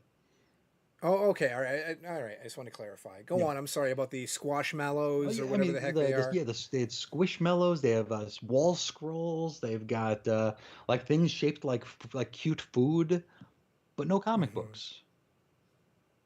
What are you gonna do? Back to Chris. He says adaptations from comics to Okay. TV and movies is a double-edged sword. On one hand, I'm happy that the characters are being exposed to a wider audience, but on the other, they're cherry picking from 80 plus years of comic book stories, taking what they see as good and then discarding what they think might be unnecessary. Then they fill in the holes with things they invent themselves. The Dark Phoenix saga has been adapted 3 times? Wow. Okay. So the Dark Phoenix saga has been adapted 3 times, and none of them live up to the original comics. Alan Moore may be right in his belief that his stories were written for a specific medium, that is, comic books, and should not be adapted to any other medium. But sometimes picking out the things that are changed from the comics is the fun part of watching TV and movie comic adaptations. What are your thoughts on that? Mine. I don't know. First off, your amazement at how many adaptations have been of the Dark Phoenix Who'd saga. have thunk it? The facial expressions unleashed upon the world, upon the YouTube Apologies audience, for that. That couldn't have was been something pretty. special. Yeah. I'm assuming he means because there was a movie. I know that there's probably animation and I whatever. don't know. I'm not keeping count. No, no. Um, I do think the point about Alan Moore is fairly special, whereas most creators now you think are writing what they're writing because they want it adapted to of course, movies. that's the only reason they are You know what I comics. mean? Yeah, Yeah. So comics are that's why cheap. they're Yeah, that's why they're in the industry. hmm It's like a stepping of stone. course, Or even if they're doing an independent book or create their own book, they're doing it because they want to sell it of course. to a bigger fish. Yeah, they want to sell it to one of those mom and pop shops like Netflix. Yeah, Yeah, mom and pop, sure. while claiming that capitalism is ruining the world. Um, Mm. Alan Moore, I remember watching an interview with him, some British talk show, where Moore was giving those thoughts because what movie was it? Was it Watchmen or A League of Extraordinary Gentlemen where like he refused to take the royalties? I don't remember which I one. believe that was Watchmen. I Okay, believe, yeah, only Gibbons partook in any of that. gotcha. Yeah, so he was talking about that, and the host was like, he's like, don't you think you're being a little precious? Which is where precious entered my lexicon as as a term to describe myself mostly. And Moore was he was like pretty jovial and honest about it. He's like, yeah, probably, but this is how I feel. So I mean, we all have our rights to our opinions, and I tend to agree with Alan in that situation. Um, I do wish that people who are getting into comics now wanted to be in the comics business, and that was like what they dreamed to be. Because growing up, that's kind of what I can't speak for both of us, but I wanted to be some part of the comics industry. Uh, didn't mean I had to be, the top artist or top writer or, even just the guy that got the coffee. I just part of it. Where now it's like, and it's so obvious when you see some of these stories. It's like, okay, yeah, this is the same thing we're seeing on every Netflix recommendation. Okay, more of the same, and that's unfortunate. Back to Chris. He says, I've got a coworker about 20 years younger than me, and he loves the MCU movies and the CW Arrowverse shows. Every week, we would talk about the episodes, and I would tell him how it was done in the comics as opposed to the adaptation. He seemed interested in my stories from the comics, but I don't think I turned him on to actually reading any. My saving grace in this is that it doesn't just happen with comics. Adaptations of novels have the same problem. I got into novels when I stopped buying comics, and I've been more let down by adaptations of my favorite books, favorite novels, as opposed to comics. So, if you ever thought about watching the Jennifer Lawrence movie Red Sparrow, don't. Go read the novel. You'll be far more entertained and engrossed in the story. And I think that's an excellent point because even before comic movies were a thing, there was always there were always people who would say the novels were better than the movie adaptations. You remember that was Mm-hmm. a big talking point, like for all of our lives, basically. Sure. Um, Now, novels I don't read because there's no pictures, and I don't see movies in general, so I really don't have a horse in that race. But how about you? Yeah, I mean, there's always okay. So if you read the book before you see the movie, the Hmm. novel, novel's always going to be better. Of course. I am a huge Jurassic Park world fan. That's something me and my kid Hmm. also have in common. And when I didn't read the book before the movie, obviously, but when you do, you start seeing what they left out, the layers. Hmm. There's a lot of layers to the Onion Man that were left Hmm. unpeeled. Yeah. So it really adds another dimension to this thing that you already you're like, I'm the biggest fan of this ever, but are you? If you haven't read the book and Sure. kind of get familiar with the origins of everything and the way it was Oh intended to yeah. be. Sure. Sure. So yeah, I mean, I love the movie 8-Bit Christmas. The book is vastly different. Hmm. Book is also excellent. Hmm.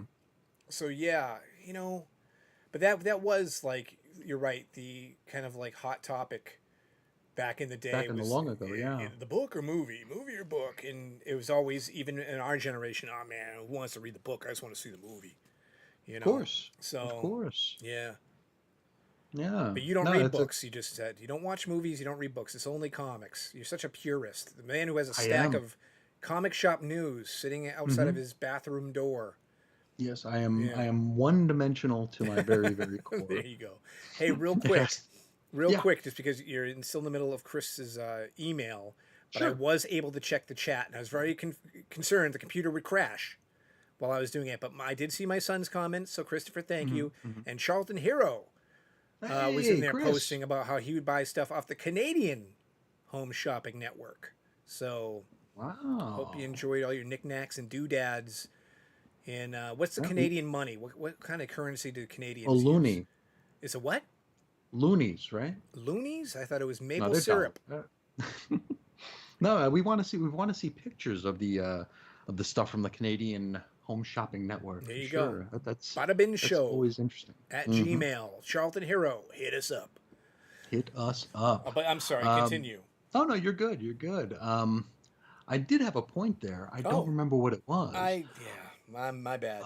No, no, no, no. It's all good. I am very scatterbrained. At my Anybody who's listening to anything I do knows that. Um, the fact that Chris mentions here that he would talk to someone who was interested in the stories, Oh, but not enough to go to a comic book store and partake. mm-hmm. And I mean, you don't even have to go to a comic book store now. I mean, you can go. You could have Hoopla Digital on your phone or whatever, and you can just borrow free comics from the library whenever you want. I mean, comics are more available than ever, and people still won't put in the effort. I mean, we've got wikis for everything. It's sad, really. I don't know. And that we talked last week about how it's a one way road where, like, if I say I don't like movies, comic movies, Mm-hmm. people look at me like I got three heads and that I just slit Right. people's throats. Oh, But anybody who goes to see, I did a little dance first, and I cut it with surgical precision. Um, there you go. there you go. NML Crossing, ladies and gentlemen. Make sure you check that out. The Michael Flatley, Lord of the Death Dance. There you go. Um, but people who watch the CW or I hate MCU. Ugh, stop. But people who do that, who don't go to the comics, nobody looks at them funny. Nobody says, "Hey, you should." It's just like accepted that you don't. That bugs me, Yeah, you know and what? it's It bugs unfortunate. you. But let me tell you something, and I'm jumping in right Mm, here because I just jump in. mentioned getting dirty at the comic book Hmm. shop the other day. You know what? More for me. There More you for go. me. Right. I'm greedy. That's a question I wanted to ask here. I had a mental note of this. When you're at a bin, whether it's in a comic shop, a used bookstore, an antique shop, any place that has bins, Mm-hmm. and you're going through, you have your little list on your phone or whatever you're what you're looking for. You're filling in holes. You're looking for good reads, little gems, whatever. Mm-hmm. And then there's that person who will walk by and just like flick through. Like they have no idea what they're looking for, no idea what they're looking at. They'll flick through. They'll be there for like 10 seconds and they'll walk away. Do you have that happen to you? On occasion, I more have the people that I give nicknames to that are digging next to me, maybe uncomfortably close. Like, maybe it's a guy of a certain age. I'm like, oh, look at freaking MCAARP over here. What do you think he's digging for? Superman's girlfriend, Lois Lane? Huh? Is that your jam there, Oldie Olsen? You know? Or then, like, yesterday, there was, like, this dude with a Hawaiian shirt and flip-flops on. And I'm, like, thinking to myself, I'm like, look at this freaking guy. First off, you don't go outside the house with flip flops on. Those are for the beach. Yes. What's the matter with you? And then I don't know, man. The whole Hawaiian shirt. I love Hawaiian shirts. I'm a huge Magnum PI fan. I wear a lot Mm-hmm. of Hawaiian shirts along with my comic book T-shirts. Mm-hmm. But it's like whistling. I love to whistle, but when I hear someone Okay. else whistle in public, it annoys the living crap out of me. You know what I mean? Rules for me. Yeah, I'm the whistler in here, pal. It's me. This is my world, and you're just living in it. See? Now, Anybody you whistling a mentioned ditty is moi. you mentioned people digging close to Mm-hmm. you. I hate that. I hate that. I because places I'll go to, like places most people go to, you'll have like a table with the boxes on them, but then there'll be the boxes on the floor as well. Mm-hmm. So you ever have it where you're on the floor and someone will like basically straddle the back of your head to look in the bin above you? I mean, it's come to blows, almost come to blows a few times for me, but it's like the lack of self-awareness with these people. Chris, Or are you admitting on air right now you've been teabagged while digging for in the while back of digging the for head. Teen Titans? In the back of the head. Yeah. Okay. No, Cling usually like a knee clang. in my back. Bing Yeah, and it's bong. like and it's usually like yeah, I've had to actually drop a few F bombs in public. Like, are you Wow. effing kidding me? Which usually gets them back off, but at the same time, it's like, why would you even think to sidle up to someone like that? But I'm not sure if that's even worse than the people who will stand like a foot behind Okay. and sigh loudly. All right. Like you'll be there digging, and they'll come up right behind you and just go, Yeah.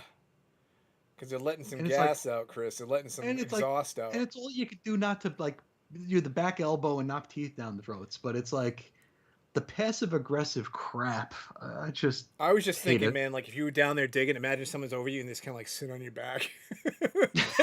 They just sit on you while they dig. Yeah, Like just we're getting into the piggyback here. yeah, it's like they're riding a Doberman. It's like, ah, yes. Or they turn their back to me and then sit down. Yeah, or something, man. I don't know, but that'd be a funny like prank to pull on somebody just to see how they respond. You Oh, know, just once. Yeah. it'd only be once, yeah, because if Yeah, you get the 'cause you right go to person, jail. you'd be Yeah. dead.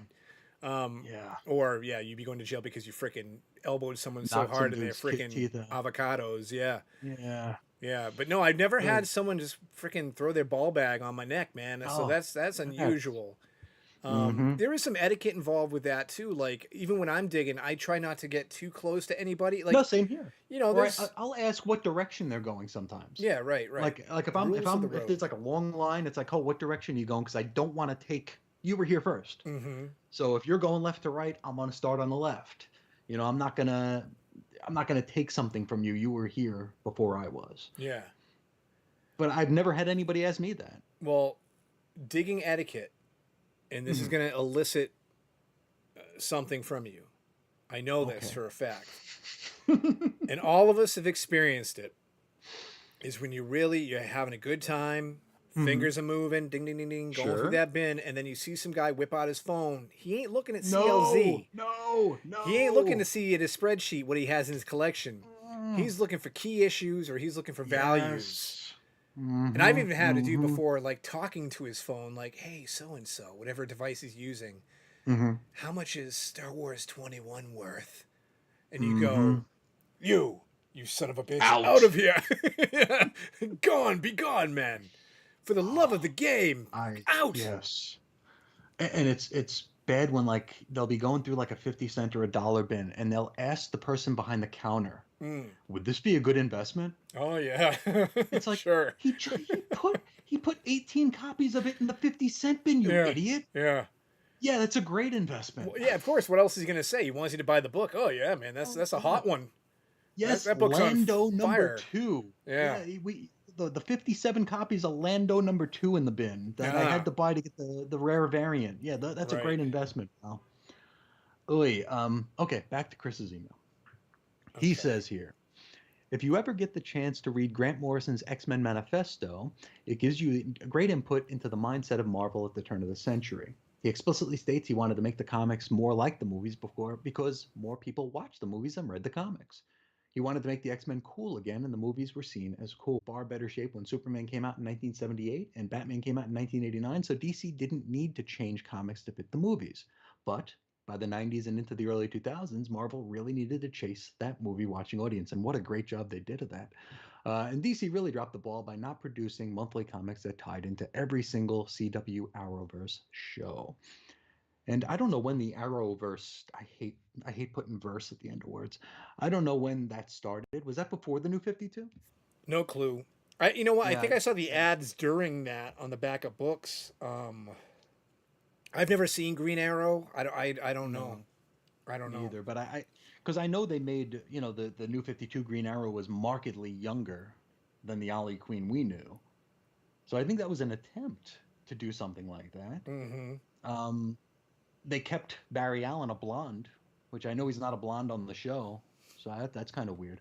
But to Chris's point here, um, chasing the larger audience. This is something I wanted to bring up last week, and I kind of became verklempt and lost my train of thought.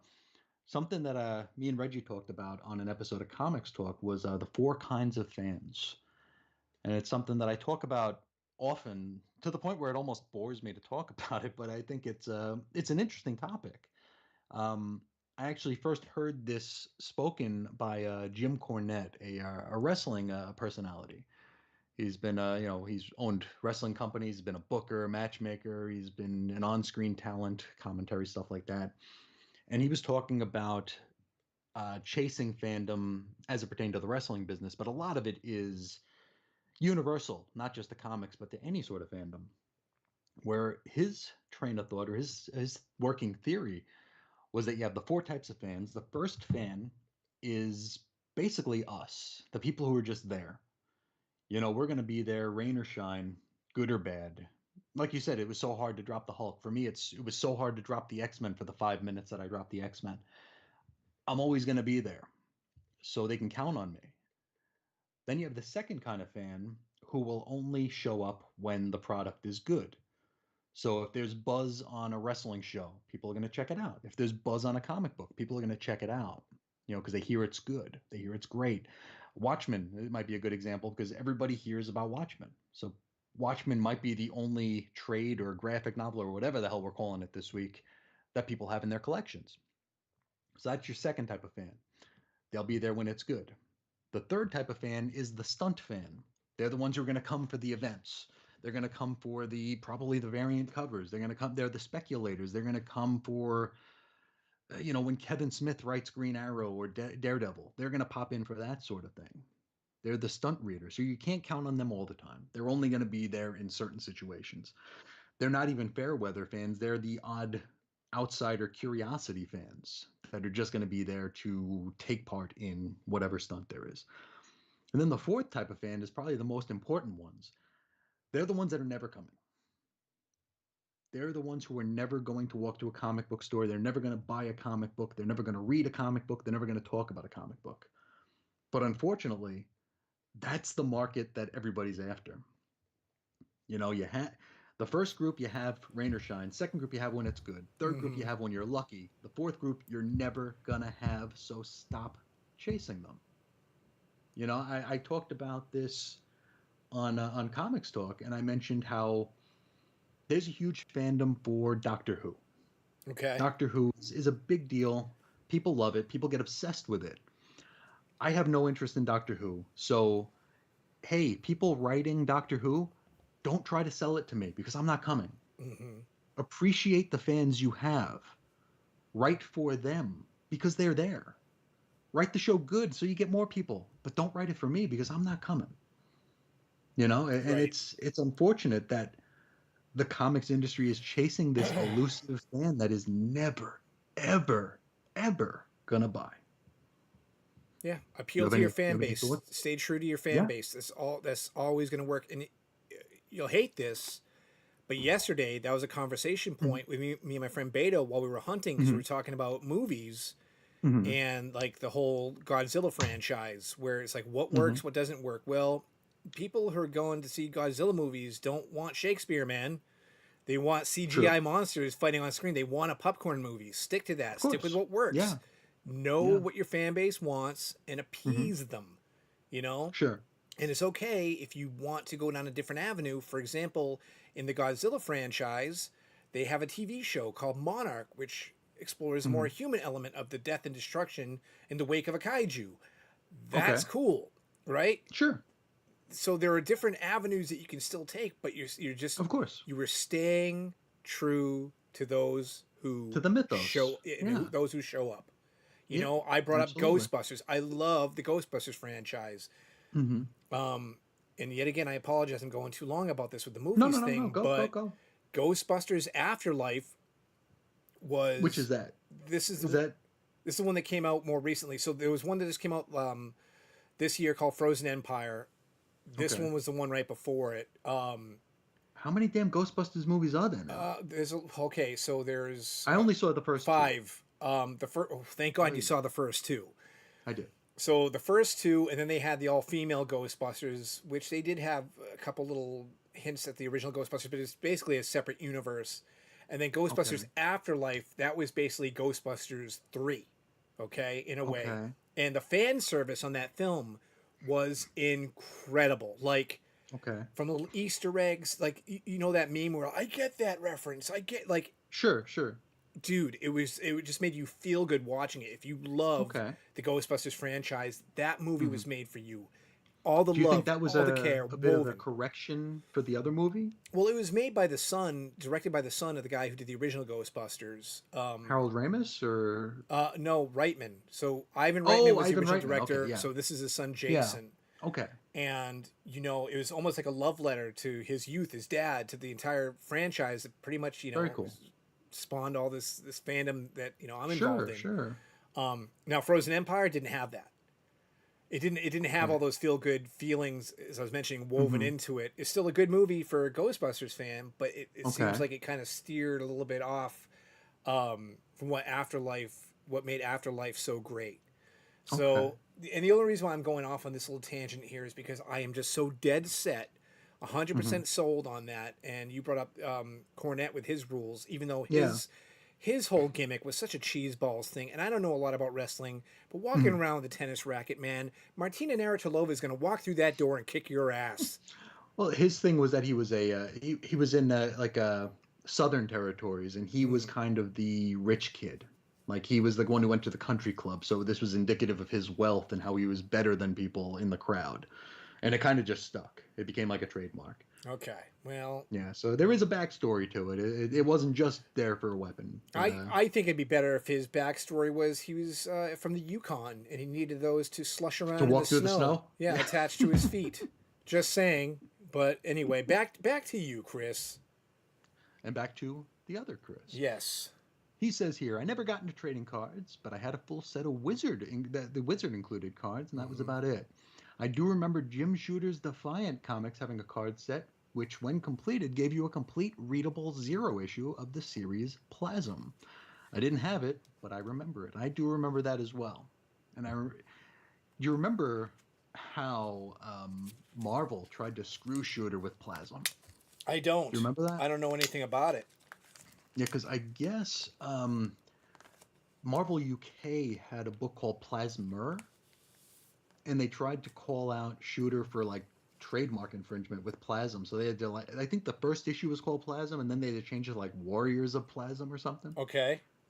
And I think that was like a big bone of contention between Shooter and not only Marvel, but just like the greater comics industry in the early '90s. And I think he used that to kind of scapegoat Defiant not doing as well as his previous ventures. Sure.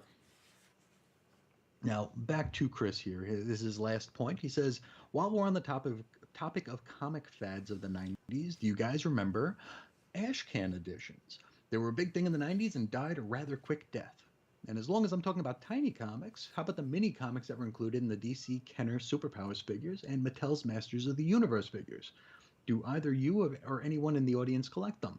I've actually collected a volume of all the Masters of the Universe mini comics, and it's thicker than any omnibus I own. And let's not leave out the DC Digest size comics. First time I encountered the Martian Manhunter, it was in the DC Special Blue Ribbon Digest number 15, which reprinted Justice League of America number 3. Thank you for reading my email. I appreciate being part of the discussion. Well, thank you for being a part of the discussion. We always love hearing from you. And ash cans. What are your thoughts on ash cans here? Because ash cans mean a couple different things. Mm-hmm. They do, Now, and maybe you should bring up coincidentally how I had forwarded you this email since I'm the guy mhm, always checking the Bada Bin account, baby. I don't have the password. You know what? You do. I gave it to you. Did you? Yeah, I gave it to you. You're just trying to skirt your responsibilities here. That's what you're trying to. That's what you're up to, sneaky mochiki. Whoops.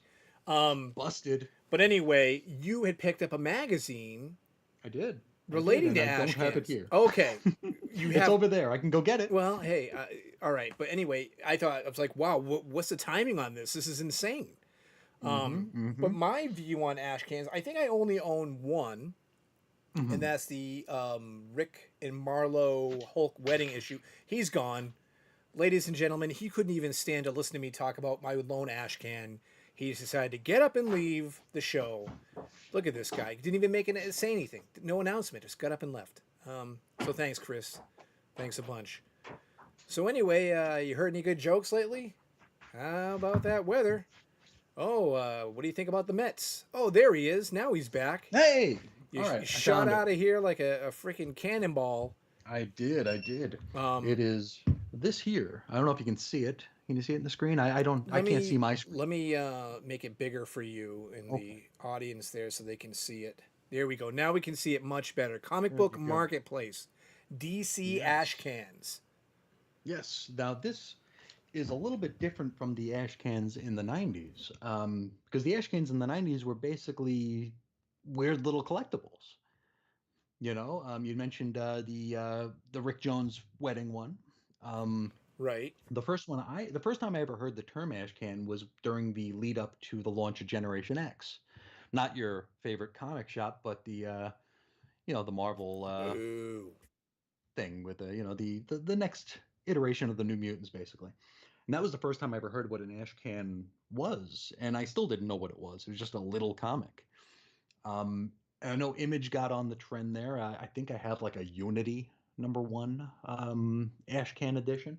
Very interesting stuff. I don't know where I have any of them though. Like I'm not sure if I just shoved them in long boxes with like their family of books or if I have them elsewhere. I Right. might.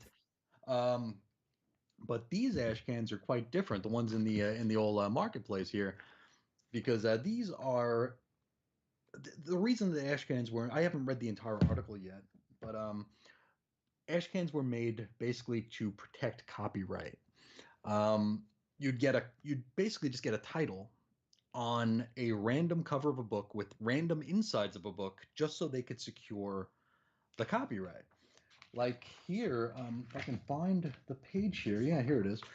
You can see here that back in the 40s, they already had titles ready for Superboy, Superwoman, and Supergirl before the characters were even invented or created or ever made their debut. And in them, like they have like Supergirl is an issue of Boy Commandos with just Supergirl on the cover. And these were printed basically just to protect copyright and to protect names. There's stuff like here, like they had Action Comics Funnies, Mm-hmm. action. They have double Action Comics. All these variations on titles to make sure they could use them if they ever decided to. Right. Um, they have one list here, or yeah, you can see here, Screen Comics from DC. All these variations on screen. There's like, I don't know if people can see that. Mm-hmm. but it's like you have screen cartoons, screen comics, screen fables, screen funnies, screen gems, screen cartoons. It's like all these different titles to protect, Screen to make sure anything. that they So it has to screen have anything. screen as the header. That's the important thing. Apparently, Yeah. it's a name recognition Mm-hmm. in the 40s, I guess. And what's cool about this magazine here is that it actually tells you how many copies of these things exist, Okay. and some situations who owns them. So, for instance, here, Radio Funnies #1 from March 1939. There's one copy. There's one copy in existence. It's owned by a fella named Calabuono, and the cover is Adventure Comics 39, and the interior is Detective Comics 19. Yeah. Right. So bizarre. So bizarre. Like Real Fact Comics, February 1946, there are more than 10 copies in existence. So more than one, Right. more than 10, but not many. And the fact that people have these in their collections is just unbelievable to me. Right. Like there's Superman #1 with a different cover, Action Comics #1 with a different cover. It's absolutely Well, insane. that's because they were trying to trick the trademark office. You know what I mean? Yeah, yeah, of As course. before, the copyright laws like changed, and now Mhm. you can do it via intent to publish Yeah, something or create something. Back yeah. then, I you mean, now needed you something can. tangible, Yeah, right? yeah, So that's why you said, I forgot what you said the guts were to Supergirl. Was it? yeah. Like it was Boy There Commandos or you something. go. Because Yeah, they're just trying to get it through the system. Yeah, yeah, yeah. that's it. Stamped off. Bing, bang, boom. You're good to Hmm. go. We own it. You know, the other comics companies can't do this on their own now. Correct. Right. It's ours. Yeah. Yeah, So it was like a manipulation thing. It was a, of course. Oh, it was a that's what, gimmick. yeah. It was a gimmick. Well, I mean, more, I would slow down the word gimmick only because Hmm. then it wasn't being marketed to fans as, okay, so when we go into the 90s, now we're talking Hmm. gimmick. Of course. Yeah. I mean, that's that. Well, it's a trademark gimmick rather than a collectible Yes. gimmick. Okay. There we go. Thank Um, you. Yes. because like I mean anybody who's familiar with silver, I'm not very familiar with the golden age, but I Hmm. know enough about it to know that there were a lot of copycats. You know, there, I mean, the whole Captain Marvel Superman thing that was in court forever, Hmm. you know, caused Fawcett to basically go away. um I can see the point of them here. Like if Superman is selling however many copies he's selling, why wouldn't Fawcett do a Supergirl? Right. Why wouldn't Fawcett do a Superboy? Hmm. They could have, you know. I'm sure there'd have been litigation, of course, and maybe some knees broken, but Right. they could have done it Yeah. if not for these protections, Yep. which is pretty interesting. Yeah. But let's fast forward a little bit because now we're talking Mhm. about, or I brought up the Rick and Marlo wedding thing, Yes. or Image, when Image was coming out with books. You just mentioned Hmm. there's only one copy. Some dude with a very strange name owned that lone Yeah, copy. Calabuano. Yeah, I wanted to say Sonny Bono. Okay, Sonny Bono. there you go. There's some, collectability there, some rarity in Hmm. that. I think I had even read at some point like the ash can of like Action Comics #1, was it? Hmm. Sold for like three hundred Perhaps. thousand, while the actual Yeah, graded issue recently sold for 6 million. So something like that. Yeah. still, it's no chump change talking about like three hundred thousand Yeah. dollars for an ash can of a book. Yeah, see, there's Action Comics #1 right there. Okay, yeah. So Yeah, yep, there you go. and there's Superman #1 or Right, Superman Comics #1. right. Yeah, very interesting stuff. But later on, it was like, hey, these are ash cans. These are super rare, but they're Hmm. printing But they tons of them. weren't. Yeah, Yeah, exactly. They're not. Um, yeah. so I'm not an ash can aficionado. I'm not an ash No, can me either. fan. I'm not really an ash can collector. Like I said, Yeah. to my knowledge, I believe I only own one. Hmm. Now, I think he tied in mini comics to that as well because ash cans, or at least more modern ash cans, tend to be smaller, Yeah. printed and bound books. Hmm. Hmm. I do have some serial comics and things at random. Yet Sure, again, they sure. just Yeah. fell into my lap. It wasn't something I sought out. Like, No. I need to go hunt these down or track them down. More power to people that do, because that's kind of a cool little niche way of collecting Hmm. things. I think last episode I had talked about like the little Halloween giveaways or the mini comics in Yeah. the Oh, yeah. 80s. Those are kind of cool too. Not something I Sure. particularly hunt down, but No. hey, if I come across one and it's the right price, hey, that's a neat little thing Why to not? buy. Yeah, exactly. Yeah. Why not? Why not? Yeah.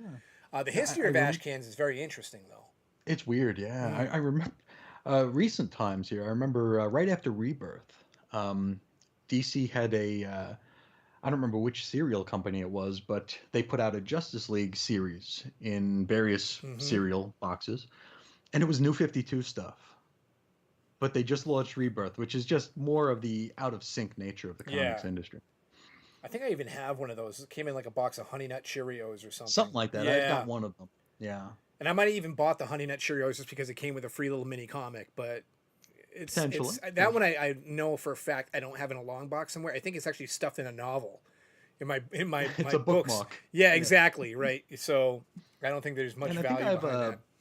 I think I have an Atari Force mini comic that came Hmm. with an Atari game. It is I interesting that think Chris brought up the Masters of the Universe being quite a comprehensive. a thick tome. Yes, exactly. I find that pretty interesting that he's Yeah, amassed yeah. that many and the Hmm. continuity is there. Yep. And Uh, those will always be. Anytime I see those in the wild, those are expensive. yeah. Okay. Those are expensive. And there's like a DC Comics Presents issue where Superman teams up with He-Man, and Mm-hmm. that thing's expensive Yeah, I too. know about that. Yeah. It's funny because yet again, this seems to be the theme of this episode of the Bada Bin program. Let's put a Mhm. pin in it. But when you just brought up that issue in particular, because there was a Mhm. preview of Masters of the Universe. Oh, that was in a bunch of DC books. Right, and those I think Yeah. kind of got bumped up in value too, almost Yeah. akin to where we talk about the Mark Jewelers insert being of some value. These were Hmm. like the first appearances in the DC universe Oh of yeah. something, you know what I mean? And collecting Hmm. those, or whether it's like a Captain Carrot preview. Sure. And Sure. I And think it was Teen Teen Titans Titans. 21. Yes, yes, Yeah. exactly. Yeah. Those are collectible. People enjoy collecting those too. So And maybe that's something we can that's an talk about interest. in the future. Yeah, because those are also kind of slippery because sometimes they count those as a first appearance and sometimes they don't. Mm. Which and I mean we could probably spend hours talking Oh about the yeah, legitimacy of first appearances here. Like what you always hear Wolverine's first appearance is Hulk 181 when he actually shows up at the end of it 180. yeah. Or So like, it's is a like which one's silhouette which? a first appearance?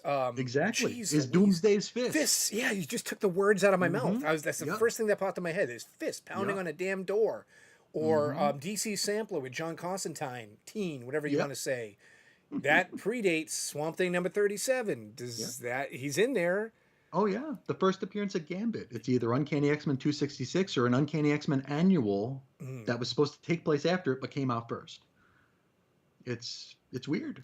It's we're in weird. it's a speculator's world, Chris. We're just living in Oh yeah. It depended on how many copies of which book Wizard owned. it. Yeah, that too. Garib Right. Shamus is like, I got a lot of that X Men Oh, annual. Garib. I'm gonna make that we're gonna make that the first appearance this time. Garib sitting on a throne of lies, that guy. It's a very small throne for a very small man. Panic in the Sky was definitely Doomsday's first appearance. Ah, there you go. Whatever Garib says is true. You It was understand? yeah, solid gold. Yeah, well. Solid gold Hey, fact. man, ash cans is something I need to definitely look more into. Oh yeah, for I sure. find, It's an again, yet interesting again, I thing. find it Yeah. really, really interesting. And the fact that you came Hmm. across that magazine, like I told you, is more than a coincidence. It's fate.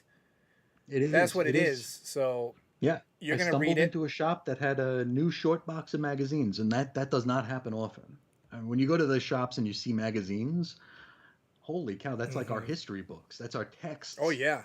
And then I'm flipping through them and I see this is the first one I saw. Absolutely amazing DC ash cans. And it was the same day you sent me that email. I was like, well, okay, I know what I'm Hello. getting. Mm-hmm. Yep. Nurse, need that. Or even yesterday during my hunt, I found a episode, an issue of Comics Interview. Oh, yeah. Yeah. The Crisis of Infinite Crisis. Earths with George Perez and Marv Wolfman, and Uh-huh. all that stuff. Let me use the word, all that ephemera. Ephemera. But anyway, all those like historically linked little tidbits of Oh, love it. you love it, yeah, dude. That is your Mm-hmm. bread and butter, baby. Oh, I yeah. bought it. It was $2. I was like, what the hell? Mm-hmm. And it reminded me of you immediately.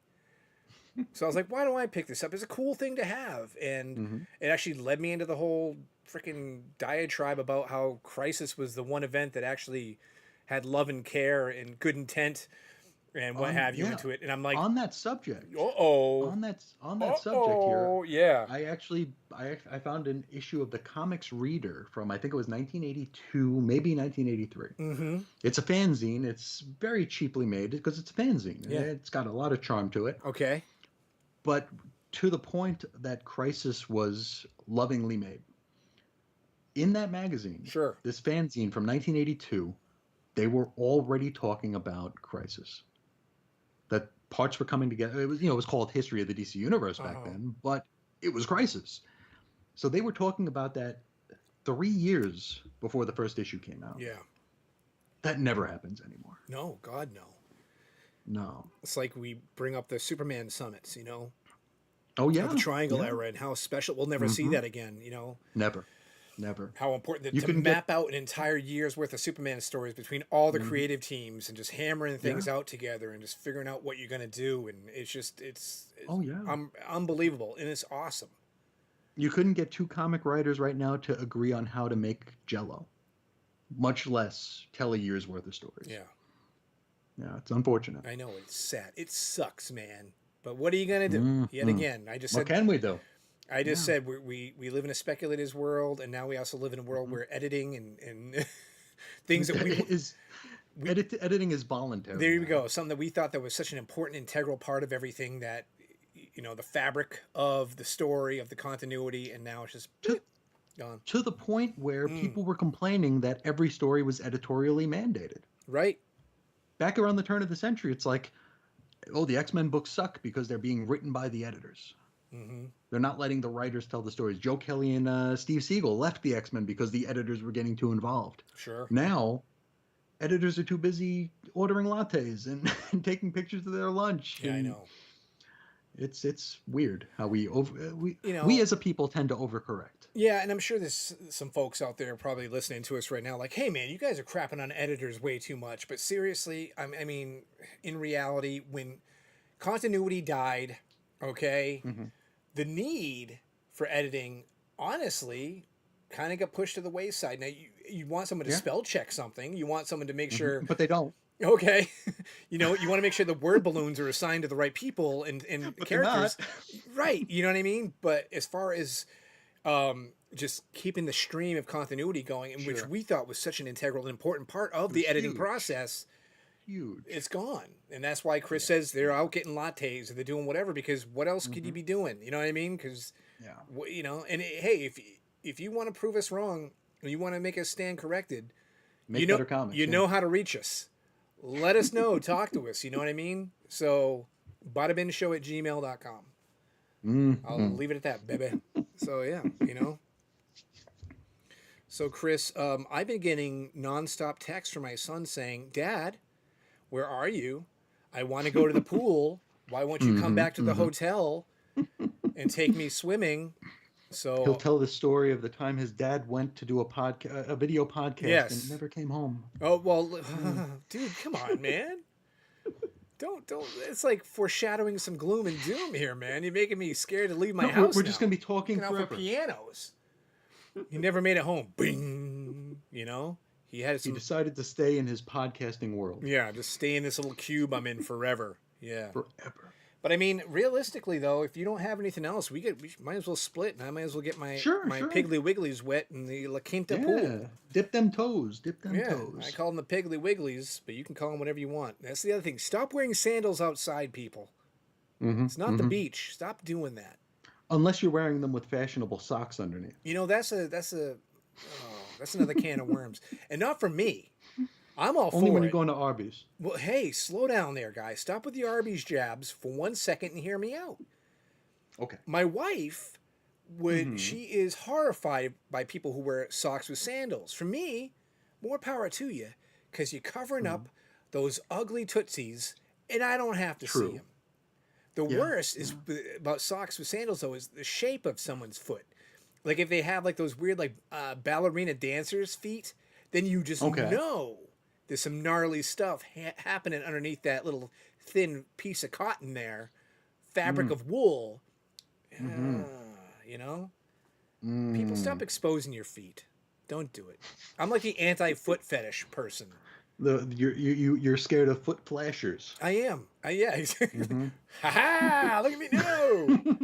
Put them away, please. Jesus. Look at my thong. No. The other thong. Yeah, the thong it's like the little if you're wearing flip flops in between toes. Yeah, the little plastic Mm-hmm. What do they call it? Like the eaglet or something? I don't even know the word for it. There you go. Email me about I think that it's just too. a thong. Yeah.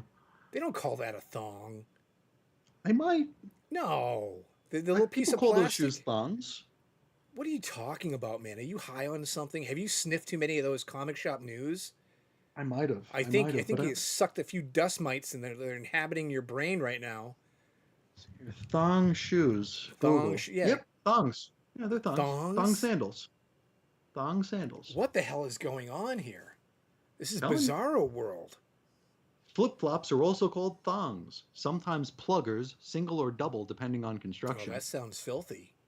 It That's sounds very Urban filthy. Dictionary stuff right there. Mm-hmm. Thongs and Yeah, you can buy. pluggers. Yeah, you could buy thong sandals on Amazon anywhere from $4 to All $160 right. with 30-day returns. Well, they The more you know. how The more you convenient. know. All right, let's get the hell out of here. Let's do that. But before we do, I want to thank everybody for tuning in today. I appreciate it. This was really a Mm-hmm. labor of love getting this episode out. I want people to know, Mm-hmm. no matter what, we were doing this today. Rain nor sleet, Dude, nor no gust of wind. electricity. Yeah, no Yep. electricity, no hot water, no nothing. I was going to be on the air. You're going to do it no man's land style. Yeah, exactly. There you go. I was willing Mm-hmm. to trade, I don't know, apples and ammo for something. Yeah, exactly. You know, whatever it took. But I do, yet again, appreciate everybody wholeheartedly. Absolutely. Reach out to the show. We love hearing from you. Please. And I am on vacation next week, but I believe that we're going to try to get one out at the end of the week this time when I Yeah. return, and hopefully I have more of a tan, a nicer complexion. But that is the intent we have heading into next week. Certainly. So, Chris, do you have anything you'd like to say to these fine folks before we say farewell? No, I think we got a lot of good chatter today. I think I had a really good time. Okay, A groovy. really good time. I always enjoy talking to you, my friend, Back at you. and I will see you on the flippity flap. Mm-hmm. All right, man. Later. See ya.